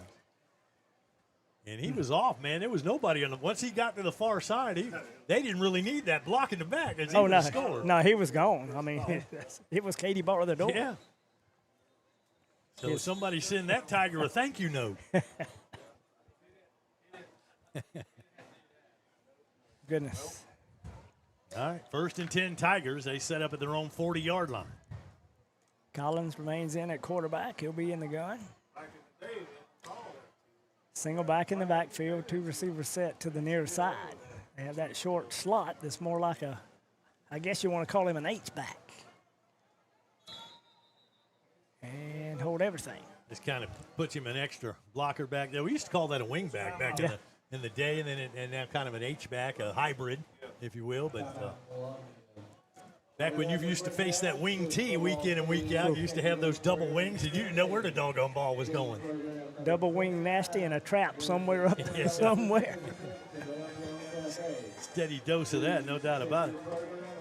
Proudly serving Florida since 1962, First Federal Bank is your hometown banking partner with 24 full-service branches and convenient online access at ffbf.com. Whether you're opening a personal account, growing your business, or financing your dream home, First Federal is here to help with SBA, USDA loans, and more. Don't miss your chance to win a Stanley Cooler from First Federal Bank. Just head to rivercountrysports.com and you can enter. We've got a link there. It'll take you to the site to get signed up. Just enter by October 31st. By Halloween, only 1 entry per person. No purchase necessary. Must be a U.S. resident and at least 18 years or older to enter. Full rules at info.ffbf.com/cooler giveaway. First Federal Bank, focused on you. Equal housing lender. Member FDIC. Goodness, Tigers up to the line of scrimmage, 40-yard line. 1st and 10. Shotgun formation for Collins. Hand off first back through. Will come to the near side. That was Pope. He'll hit it off tackle and be banged right around the 41. Not a whole lot there as we wind down the third quarter of action. That probably was the final play of the quarter. And your score after 3, it's Columbia 28, Suwannee 6. It's dog ball on River Country Sports. Cheek and Scott Pharmacy is celebrating 60 years of serving North Florida. From flu shots to free vitamins, wheelchairs to weight loss, hearing aids to home delivery, and everything in between, they do it all. Locally owned and operated since 1965, the Cheek and Scott family is always there for your family. Stop in to one of their stores or visit them online to learn how they can serve you best. Located in Live Oak, Lake City, and Jasper. First Federal Bank is your partner in helping your business grow and assist with financial overhead. With person-to-person customer support, top-of-the-line banking services, and digital tools, your money is never out of reach and always safe. For over 60 years, we've been financing community businesses and partnering with growing franchises to provide stability and expansion opportunities. Bank with real people so you can focus on running your business.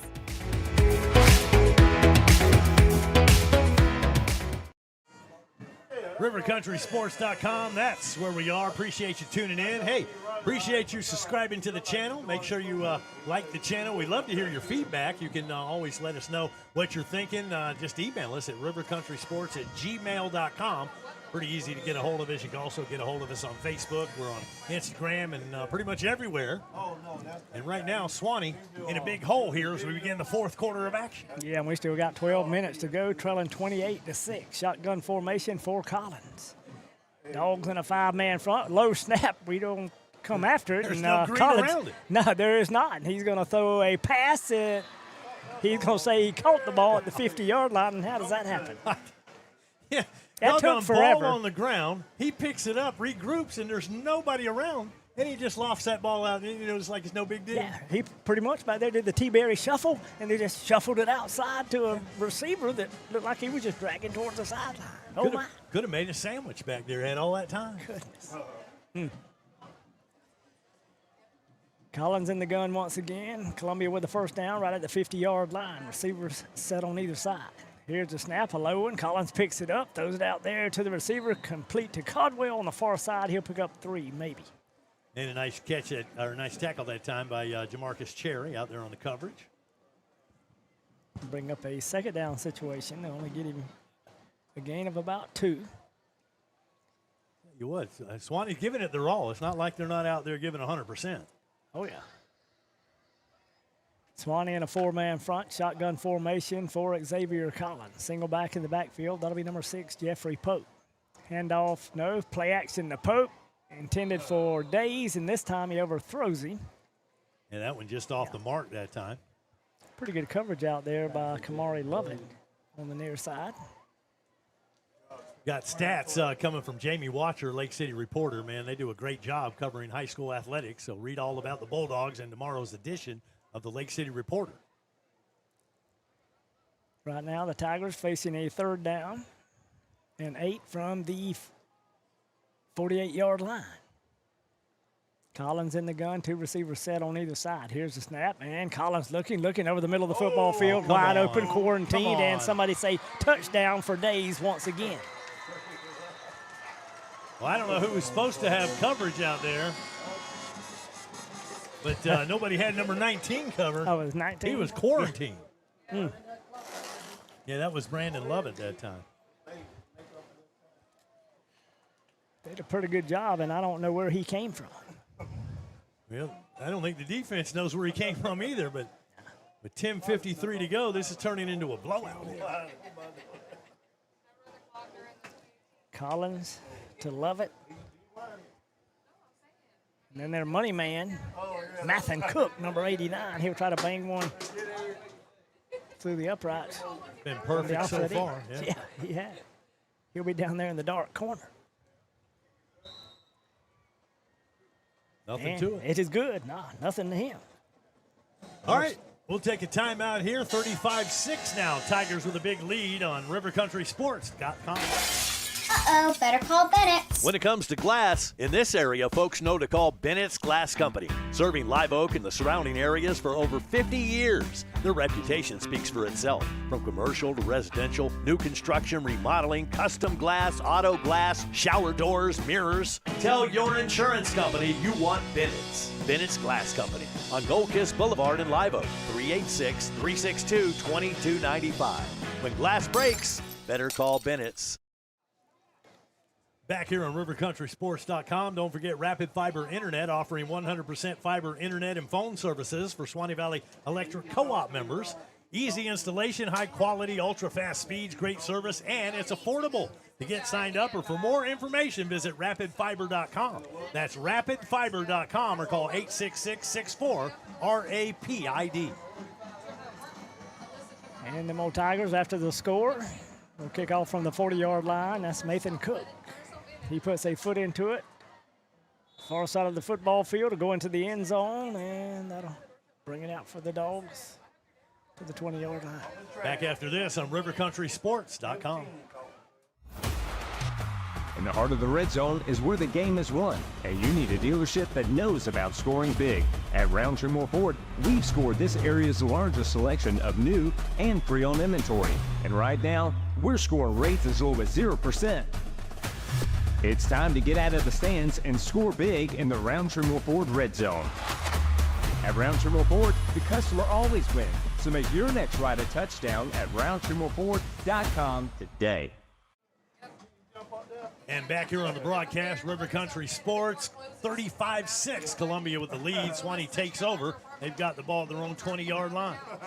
Sykes will be in the gun, 3 receivers near side. And we're just going to have to throw it. We'll tell them we'll throw it. Little quick out pattern. I think it was that's Fryer. Fryer on the far side. Going to be shy of the first down by about a yard. 9-yard catch. 2nd and 1. And Fryer's actually had a pretty decent night. Oh, yeah. Made quite a few catches out there. 2 games in a row. He's played pretty well. Dogs up to the line of scrimmage. Tigers digging in on the other side. And thought they were bringing a blitz package. Here we go. Boy, we're running for our life, far side line. Thought he might would take it and turn it up the football field, but he'll throw it away. It'll be incomplete. Yeah, and that's, I like to see that. If nothing's open, instead of standing there and taking the sack, get outside that pocket and throw it away. And that's what he did. Yeah, and I heard some of the conversation about, better to not to take the sack. Yeah. And also to throw the ball away instead of running into danger. Live to play another play. Yeah. Well, you take that sack and you're putting yourself in a big hole. Oh, yeah. 3rd down and a long one for the Dogs of Suwannee. Or we trail by a bunch, 35-6. Here's the snap, handoff straight ahead. We try to cut it to the outside. Boy, we'll get the nose of the football across the 30, and that'll give us a little big dog first down. That should be enough, and that was Nelson on the carry that time. It picks up a Suwannee first down, I believe. Let's see where they put this spot. Yep, that's enough. It was close. Only needed a yard. He got about a yard and an inch. Nose of the football right on the 30-yard line. Dogs out of the huddle and up to the line of scrimmage. They go nose to nose with them old Tigers. We'll have trips to the far side of the field, and they're in tight on the short side. Single back in the backfield, shotgun formation for Sykes. Motion near side with Cherry, and now we're looking down the field. Boy, don't exactly know who we were throwing it to, but if a Tiger would have turned around, he could have had it. I'm not sure either. Maybe Harrington, I think, maybe. I'm not sure, but you're kind of lucky that one did fall incomplete. Yeah, and like I said, we had a couple of receivers kind of in the general area, and that put about 3 or 4 Tigers in the same area. That's the problem with that. Yeah. You're bringing the traffic toward you. 2nd down and 10 for Suwannee. At the 9:30 mark here of the 4th quarter. Shotgun formation for Sykes, single back in the backfield. Watson will be the H-back on the far side. Here's the snap, looking, a lot of pressure, and he's going to take a sack back to the 25-yard line. And big number 11 ends up getting the sack. That's Jaden McCray. He's a 6'2", 285-pound junior. And, Sykes had to step up into him because he had pressure, and he thought he could step up in the pocket, but there just wasn't anywhere to step up to. No, there wasn't. That'll back us up a few. Bring up around a 3rd down and 14 from the 26-yard line. Shotgun formation, 4 sacks. He's kind of looking over the field, and he's going to see nothing but Tigers on the other side. They got them lined up, maybe a 5-man front. And they do the blitz, and boy, he throws a bullet out there, and it was actually just intended for number 22 over there of Suwannee. That's Troy Nelson, but it happened so quickly, it was like a bullet through his hands. It did, and it went right through his hands. That's exactly what happened. Incomplete pass, and that brings up 4th down. And tell you what, we're getting some experience for our punter here tonight. Oh, yeah. And he's done a good job. Yeah, he has done a pretty good job. 29 out there. Be Anthony Wilson. He'll be standing right around the 11 or 12-yard line. The Tigers will have one back deep, right around the 41. Got a couple of dogs checking in here late. Yeah, number 16, one of those, that's Josh Johnson. And having trouble getting them lined up. Yeah.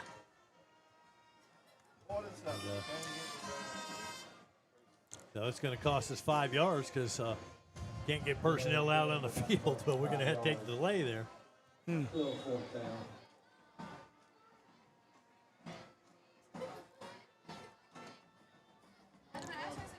So we'll try to do it all over again, just 5 yards deeper, closer to our goal line. Now we'll be standing around the 7. Boy, a low snap. We scoop it up, and we put a foot into it, end-over-end kick. And I'm telling you, number 6 is coming after the football. He's going to pick it up down the near sideline. I'll tell you what, he's dangerous. He is, 5 and 6, both of them. They're not afraid to pick it up in traffic, but he just ran out of bounds that time. Yeah, and that was Pope that time. But, I mean, either one of them, I mean, they have been told, don't you let that ball bounce. Yeah. If you can run it back, run it back. Apparently so. 8:17 left to play. It's 35-6. It's been all Tigers since the first 6 points of the game. Oh, yeah. Suwannee scored first, and that's the last time they saw the end zone. And since then, the Tigers have just had a field day out here. Pretty much a walk in the park. Shotgun formation for Collins. Single back in the backfield. 2 receivers set on either side. They're kind of in tight. Looking at a 4-man front. Here's the snap, and it's Collins. He's going to work on his passing game. Got a lot of pressure. Boy, number 24 for them old dogs got in there in a hurry. That's old Kyler the Killer Watson. And I tell you, that's his 3rd sack tonight now. Yeah. Kyler's been off. If we were still doing players of the game, he'd be my defensive player of the game, no doubt. He has had a whale of a ball game. We're looking for a big season from him. You know, he kind of came into his own last year as a sophomore. Then he had a terrific baseball season. Oh, yeah, he did. Yeah. And now shining here on the football field. And nice to see his brother Hunter back out there again. Hunter had to deal with that injury situation, missed all of baseball. Oh, man. Yeah, that was a big loss. But he's back out there giving his all. Suwannee in that 4-man front. Collins in the gun. And after the sack, it's a 2nd down and long situation. Collins steps up in the pocket, got some running room on the far side. Now he's looking, going to throw it back across the field, and we're able to knock it away. Good play by number 5 of Suwannee. Yeah, I love it out there on the coverage that time. Actually, it was Kamari Lovett facing Brandon Lovett. Yeah. Coincidence? I don't know. I don't know. They were talking after the play. I don't know what that meant. They said, love it or leave it. Yeah, that's right. 3rd down and long here. Can we get a stop? We'll see what happens. 3rd down and, boy, about 19 from the 49-yard line. Collins, he'll be in the gun. We got a 4-man front. Looking down the field. He's going to put it up. Wide open receiver once again, and that's number 10 again, I do believe. It is, and he has had a whale of a ball game. Oh, he has. Antonio Days. He's just wide open out there and just split in the middle of the field. You know, I guess we're out there in zone and nobody picks him up. And I seen him. Just wide open. I think there'll be somebody home out there, but there's a big 1st down on 3rd and 19. And how many times have they escaped like that? Wow. Couple of times tonight. Collins, the quarterback, in the gun, and they're on the move. Here's the snap, looking toward the end zone. He'll roll to the near side. Still coming. Look for the corner of the end zone, and they made the catch, but he didn't. He was out of bounds. Out of bounds, didn't get the feet down, according to the officials, so that'll go down as an incomplete pass. But, again, you can't contain him because all of a sudden, or quarterback, Collins, he gets outside of that pocket. He's on the run. He's still got his eyes downfield looking for his receiver. He does. And he'll throw a strike, man, and he was on the money that time. Just didn't have enough real estate to get down in bounds that time. Now, that's the thing. I mean, you can't give up on your coverage. You're going to have somebody wide open, so it's kind of tough. Where are the linebackers? Yeah. Shotgun formation for Collins. Single back in the backfield. This time it'll be Horn. Looking for a receiver, throws the short out pattern. Wide open is Caldwell. Caldwell to the left and to the right. He gets hammered right around the 10, but boy, he will not go down and battles away close to the 5-yard line. Yeah, he was hit again, hit a third time, hit a fourth time, and finally goes down. But that young man just kept fighting for yardage. Nice job out there. Really was. Tigers still on the move. Well, they're inside that Roundtree Moore Ford red zone, looking for another score right now. And going to be a timeout on the field. Stops the clock, 6:29 to play. Tigers looking for more after we come back after this timeout. It's rivercountrysports.com.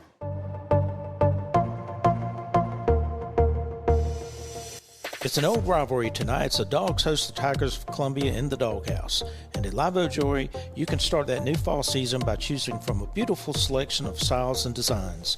Earrings, pendants, and rings, you'll find it all at Live Oak Jewelry and at great savings. And don't forget our repair and sizing services. It's all at Live Oak Jewelry, proudly serving the Suwannee County area for 78 years.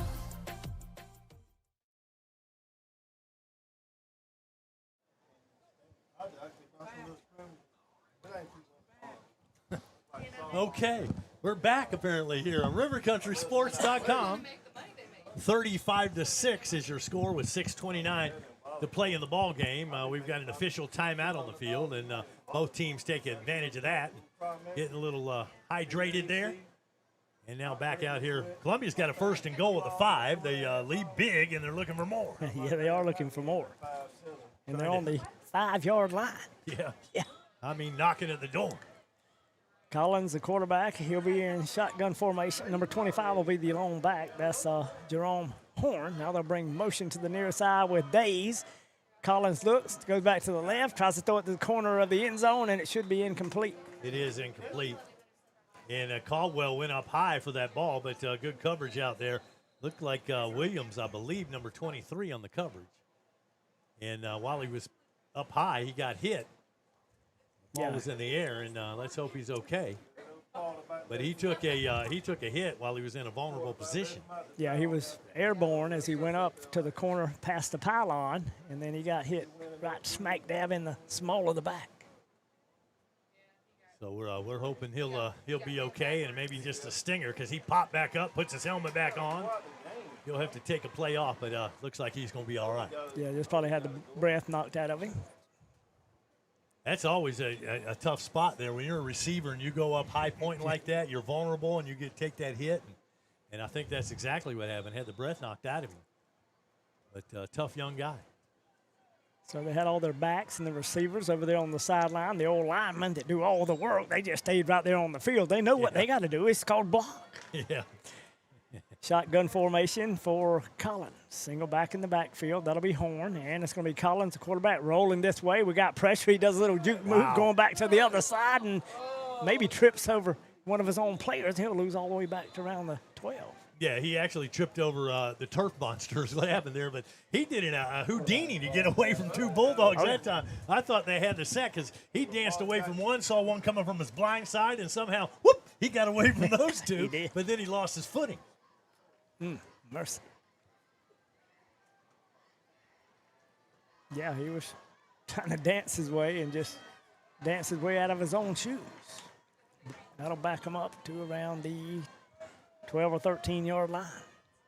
Shotgun formation, and here he goes. Quarterback Collins looking, a little bit of pressure, cuts it up the middle. How does he get away? Dodges one would-be tackler, 2, and will pound his way all the way down to the 3-yard line, and they are knocking on the Suwannee door. I mean, I don't know how he gets away. I mean, that guy, he has pulled out some amazing plays tonight. When it looks like he's going to go down, he somehow spins out of trouble, and he makes something out of nothing. Yeah, I mean, that's just great escapability. Give that young man credit. I mean, watch this thing. Well, he's got 2 quarterback runs for touchdowns. He's thrown for passes and just somehow slip and slide. Woo, man. All right, they got a 4th down. Yeah. And goal to go. And they're going to take 3, or they're going to try for 6. I'm thinking they're going to go for 6 at this point in the game. I mean, they only lead 35-6. Why not? They want 40. 1. Collins this time, he'll settle under center. They got the big fullback, I formation, handoff to Horn on the outside, and we got him wrapped up.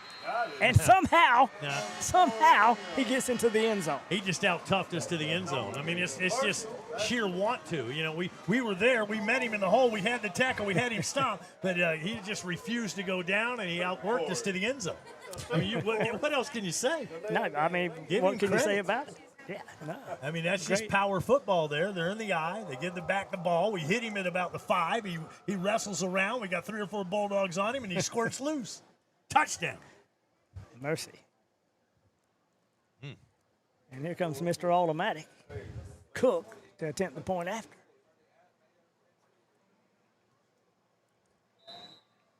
Drove it right into the power line. Yeah, it's good again. Well, it's all Tigers, 42-6 with 3:35 left on RiverCountrySports.com. Carl, it's hurricane season again, and you still haven't cleared last year's debris. When you gonna get that done? I just don't know when I'll have the time. Besides, there's too much for me to do all by myself. Well, if you can't get it done, I know someone who can. Morgan Tree and Debris can make short work of those trees. Give them a call today and stop worrying. Morgan Tree and Debris has all the right machinery to give you the results you need. Contact them at 386-249-0472. Tell them you heard about them on River Country Sports. It's rodeo time in Live Oak, the 5th annual Suwannee River Roundup Pro Rodeo, October 17th and 18th at the Bob Holmes Covered Arena at the fairground. Bull riding, bronc riding, barrel racing, roping, steer wrestling. Tickets at the gate, adults just $10, 12 and under $5. The Suwannee River Roundup Pro Rodeo, presented by Pilgrims and sponsored by Visit Suwannee County. Friday and Saturday, October 17th and 18th. Live streamed on the 18th at RiverCountrySports.com. Don't miss the rodeo. For more, visit SwaneeParks.com. RiverCountrySports.com. We're back live as the kickoff. Yeah. It's after 11. I'm not getting my cues here, so I'm kind of guessing. Right? I'm live. Okay. Just making sure. That works for me. And we got the running clock now, by the way. Oh, yeah. No, that's probably a good thing. Well, they get that 35-point lead, and but there you go. Yeah, it's kind of automatic, isn't it? Yeah. So the clock started running during the break. We're under 2 minutes to go in this ball game now. And it's just a matter of what the final score will be. 42-6, probably going to be it. Dogs got the ball at the 25-yard line. Suwannee up to the line of scrimmage. Shotgun formation. For Sykes, single back in the backfield, and we'll do a little play action, throw across the middle, intended for number 21. And boy, I'm telling you, Hunter Watson he's missed needed a few. that reception. Yeah. He's missed a few like that over the middle, where we've had a couple of chances, and it's coming up incomplete. So an incomplete pass, but again, the clock continues to run. Yeah, and I think we'll just probably take our time. And as long as you don't throw an interception. Man, at this point of the game, you got time for 1, maybe 2 more plays, and it doesn't look like we're in a big hurry. No. Shotgun formation for Sykes, and we will hand off to Lou Jack, I believe, or it could have been 22. Yeah, it was number 22 that time, Troy Nelson. He comes to the near side, and that pretty much is going to wrap it up. Yeah, pretty much. We'll get maybe 1 more play. If they decide to run it, they'll put the ball down at the 29-yard line. So a 3rd and 6 coming up. And let's see if we run another play. I wouldn't either. Well, they break the huddle. They come out of the line of scrimmage, 20 seconds and counting. Sykes will be the quarterback. He'll be in the gun. Single back in the backfield. 2 receivers set to the near side. Short slot, and we'll hand it off once again. I would have at least thrown the bomb that time. Everybody go, let's throw the fly and see what happens. And now we got a little extracurricular going on out there. Oh, yeah. Columbia celebrating, and Hagedorn wasn't real happy about that. No, he wasn't, and that would be the last play of the game, and them old Tigers win it 42-6. We'll take a timeout on rivercountrysports.com. No matter what's around the corner, we'll be there. That's why Farm Bureau Insurance has been a trusted name for over 70 years. You deserve more.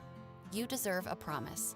Local people, great rates, friendly service. That's the Farm Bureau Insurance promise. Farm Bureau Insurance, serving Florida for over 70 years. In Suwannee County, you'll find Farm Bureau in Branford and in Live Oak. In Branford on Drain Street, phone 935-1274. And in Live Oak on Dowling Avenue, call 362-1274. Farm Bureau Insurance. What's up, guys? Welcome to Van Carpet One. For 78 years, we've been your local family-owned and operated floor covering store, and we can't wait to serve you. Let's go check out some of the stuff we've got and say hey to the guys.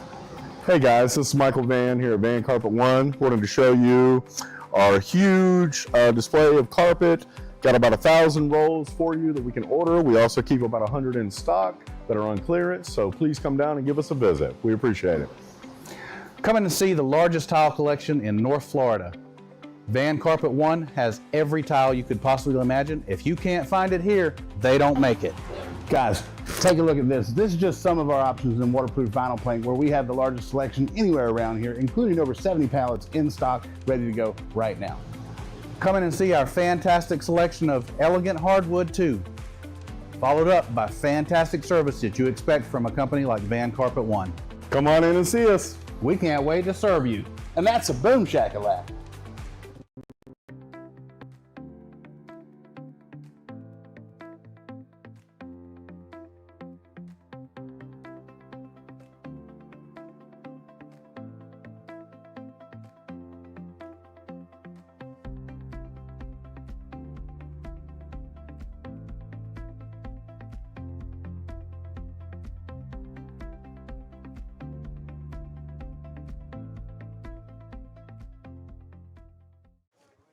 And back here at Paul Langford Stadium, Andy, not a whole lot to be said. I think 42-6 kind of says it all. Yeah, it does say it all, and no bucket for the Dogs. No, I haven't seen that doggone bucket. I used to work in Lake City. I think that's the last time I saw the bucket was over at the Columbia High trophy case. But it's been a long time since Suwannee has seen it. We're going to have to wait another year for another chance. No, the only way about that we're going to see it is if we take a picture of it. The thing right now is, you took a butt whooping tonight out by the woodshed. You got to get rid of this thing in a hurry and turn around and play ball next week. You can't let this thing ruin your season. No, you got to pick yourself up, and you were just outmanned, outgunned, and out-tigered tonight here in Paul Langford Stadium, the old doghouse. Hey, just congratulate the Columbia High Tigers. They earned it tonight, and they've got a long road ahead of them. But, it's funny because we see the Tigers and we see them early and say, man, they got something. But they've got a rough schedule. Oh, yeah, they do. They really do. I mean, a tough schedule. Yeah, so they're not going to get through it unscathed. They're going to have to go through the battles. But they got doggone Coffee County next week. That'll be their home opener. And it's never easy when you take on them Georgia clubs. No, it never is. And that'll be a tough one for them. But they'll have to get prepared for that, get the celebration over on this one by the weekend, and be ready to go Monday. And Suwannee will have to turn around and go to Lafayette County. We've never been to Mayo. Well, no. I've been been a while. to Mayo, but we haven't played a football game there. Suwannee against Lafayette. So no, it'll be pretty exciting to be at Dale Walker Field next week. Yeah, it will be, and we'll see where we set up and how we set up. Yeah, last time I was over, there wasn't much of a press box, but we'll have to scout that out. I'll call Coach Edwards on Monday, and we'll see what happens. Find us a top row seat over there. Might have to bring the rain gear. Yeah, I mean, way back in the day, I think I went and watched them play Frostproof in a playoff game. Yeah, in a playoff game. It's been a few years. It's been a couple of minutes. 42-6. That's your final score. Congratulations to the Columbia High Tigers. Back after this on rivercountrysports.com.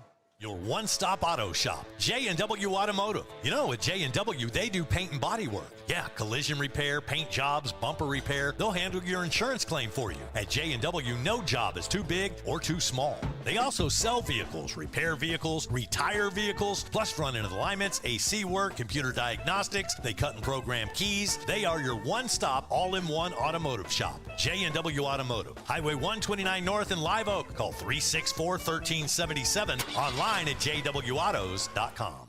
Wayne Fryer Live Oak has the largest factory rebates with the best built manufactured homes on the market. We also have the best price per square foot with models starting at just $59.9. With prices like that, these homes are below factory invoice pricing. Ready to move now? Ask about our affordable land home packages. We guarantee Wayne Fire Live Oak can't be beat when it comes to price, service, and quality. Shop Wayne Fire Live Oak today or online at WayneFireHome.com. Shipping stress? No thanks. At the UPS store, it's packed fast, shipped smart, and made fun. Bring your package, track it with ease, and trust them with your most fragile stuff. They even handle Amazon returns. Plus printing, mailboxes, notary, yeah, they do it all. They even do large format printing. Pack it, ship it, love it. Only at the UPS store of Live Oak. What is kinetic fiber internet? It's internet at the speed of light that helps you do everything better. It's a dedicated connection to your home that keeps everyone connected at the same time. It's cutting-edge technology that grows with you and lets you browse, stream, and game with virtually no lag or buffering. Ultra-fast, ultra-reliable kinetic fiber internet. Internet better. Stats for tonight's ball game provided by Jamie Watcher of the Lake City Reporter. For all of your high school coverage, check out the Lake City Reporter. He does a great job. And these stats, this kind of tells the story. Thomas Sykes tonight, 10 of 22, 106 yards and a touchdown pass. We look on the other side of things, and Xavier Collins, 21 of 39, 300 yards and 3 touchdowns. You know, you were talking about number 10, Antonio Days. How about 109 yards, 5 catches, and a score? Pope with 6 yards, 115 from Caldwell, 8 catches for him. Brandon Lovett, 3 catches, 55 yards. Here's the story of the game, though. You ready for this? Total yards. Yeah. Let me see if I can. I got this on my phone. I'm blowing it up and trying to. 383 yards for Columbia High, 89 for Suwannee. Yeah, I believe it did. Rushing yards. Rushing yards. How many? Negative 30 for Thomas Sykes. Yeah. Negative 2 for Troy Nelson, and 15 yards on the positive side for Lou Jack Smith. So not very many to the positive. No. Jamarcus Cherry had that touchdown catch, 45-yarder. Core Fryer had 49 yards on 6 catches tonight. Also, Harrington had a catch for 6 yards. Hunter Watson had a catch for 2 yards, and Lou Jack had a catch out of the backfield for 4 yards. But you can't get much done when you get outgained by 300 yards. No, and we talked about the fact that Columbia had that tough defense. They gave the ball back over to their offense, and the offense proved that they could throw the ball and run the ball if they needed to. But boy, they had a good night tonight, and the Dogs just have to shake this one off and get ready for the next one. Yeah. What can you say? We'll be back to say more on rivercountrysports.com. In the heart of the red zone is where the game is won, and you need a dealership that knows about scoring big. At Roundtree Moore Ford, we've scored this area's largest selection of new and pre-owned inventory. And right now, we're scoring rates as low as 0%.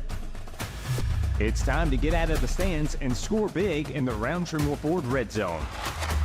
At Roundtree Moore Ford, the customer always wins. So make your next ride a touchdown at RoundtreeMoreFord.com today.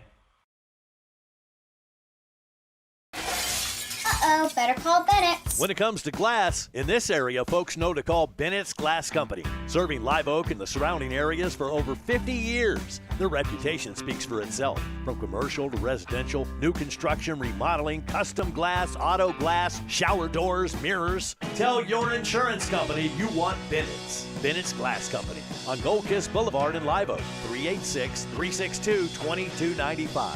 When glass breaks, better call Bennett's.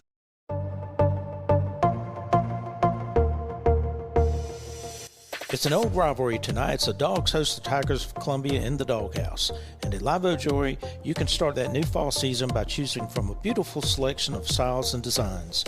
Earrings, pendants, and rings, you'll find it all at Live Oak Jewelry and at great savings. And don't forget our repair and sizing services.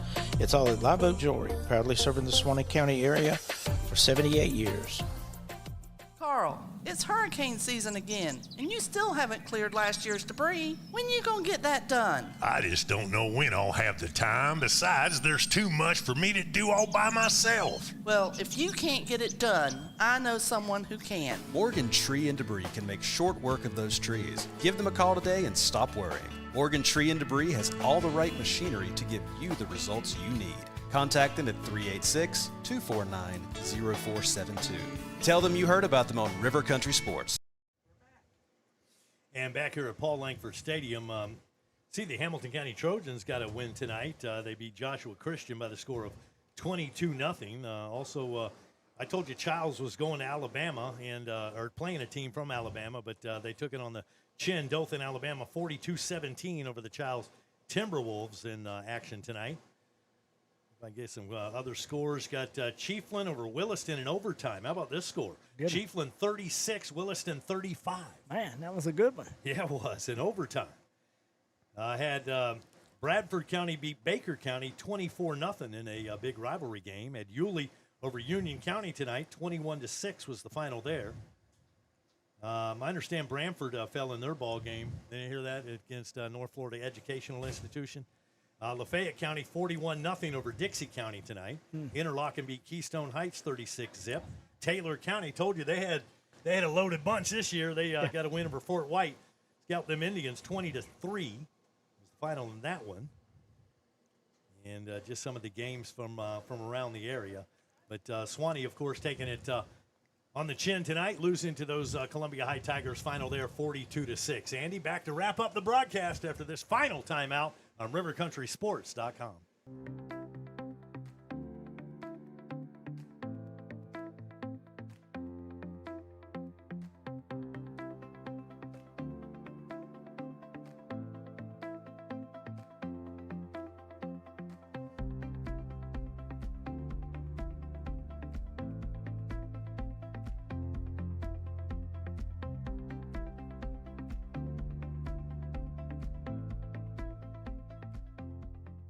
Hi, my name is Catherine Haney. My grandfather and my dad, Wes Haney, have been selling and servicing Chevrolets in the Suwannee Valley area since 1968. I'm here with my brothers, Weston and Jonathan. We want to tell you why Wes Haney Chevrolet is the best place to buy a car. At Wes Haney Chevrolet comes down to two things: low prices and excellent customer service. You are a part of the family just as much as we are. Your happiness is my dad's first priority. He will always fight to make sure you get the best deal and the best experience. My dad doesn't play games and he doesn't charge dealer fees, so we can always get you the best price. We have amazing incentives this month to put together a great deal on any Chevrolet car, truck, or SUV. The best built, longest lasting vehicles on the road. We guarantee a better deal and customer experience than you can get anywhere else. We would love to show you our beautiful selection of new and used vehicles. We are located in Live Oak, Florida on Highway 90 East. I can guarantee our dad will give you the best deal, and we are excited to earn your business. This is Wes Haney, and as always, no dealer fees and no games. Come see my team at Wes Haney Chevrolet.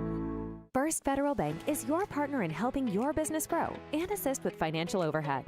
With person-to-person customer support, top-of-the-line banking services, and digital tools, your money is never out of reach and always safe.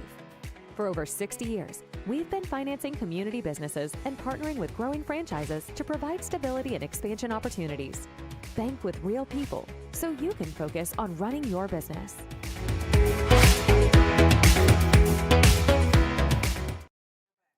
Back here one final time at Paul Langford Stadium. They're turning the lights out on us. Thank goodness we still got power in the press box.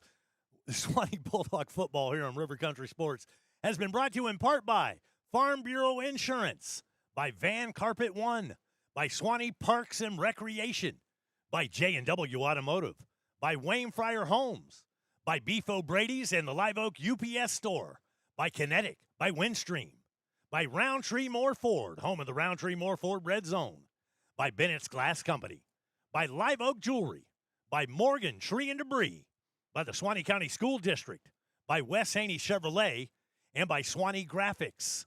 Our pregame show is presented by Bean Painting, and halftime was sponsored by Hunter Abercrombie, your Edward Jones financial advisor for Suwannee County. Our scoreboard sponsor tonight was Tippins Insurance Agency. Follow Suwannee County football all season long. Like and subscribe to the channel and catch all the action of Brantford Buccaneer and Suwannee Bulldog football exclusively on rivercountrysports.com. To sponsor our broadcast or to get more information, contact River Country Sports. Our email address is rivercountrysports@gmail.com or reach us by U.S. mail, P.O. Box 346, Live Oak, Florida 32064. And finally, like to thank the River Country broadcast team. Our streaming producer tonight was Tammy Neal. Running the cameras, Sawyer Brooks and Lucy Roberts. Our scoreboard was presented by Tatum Brooks. For Andy Day, I'm Wayne Luttrell. Thanks for listening. We'll see you next week at Lafayette County on RiverCountrySports.com.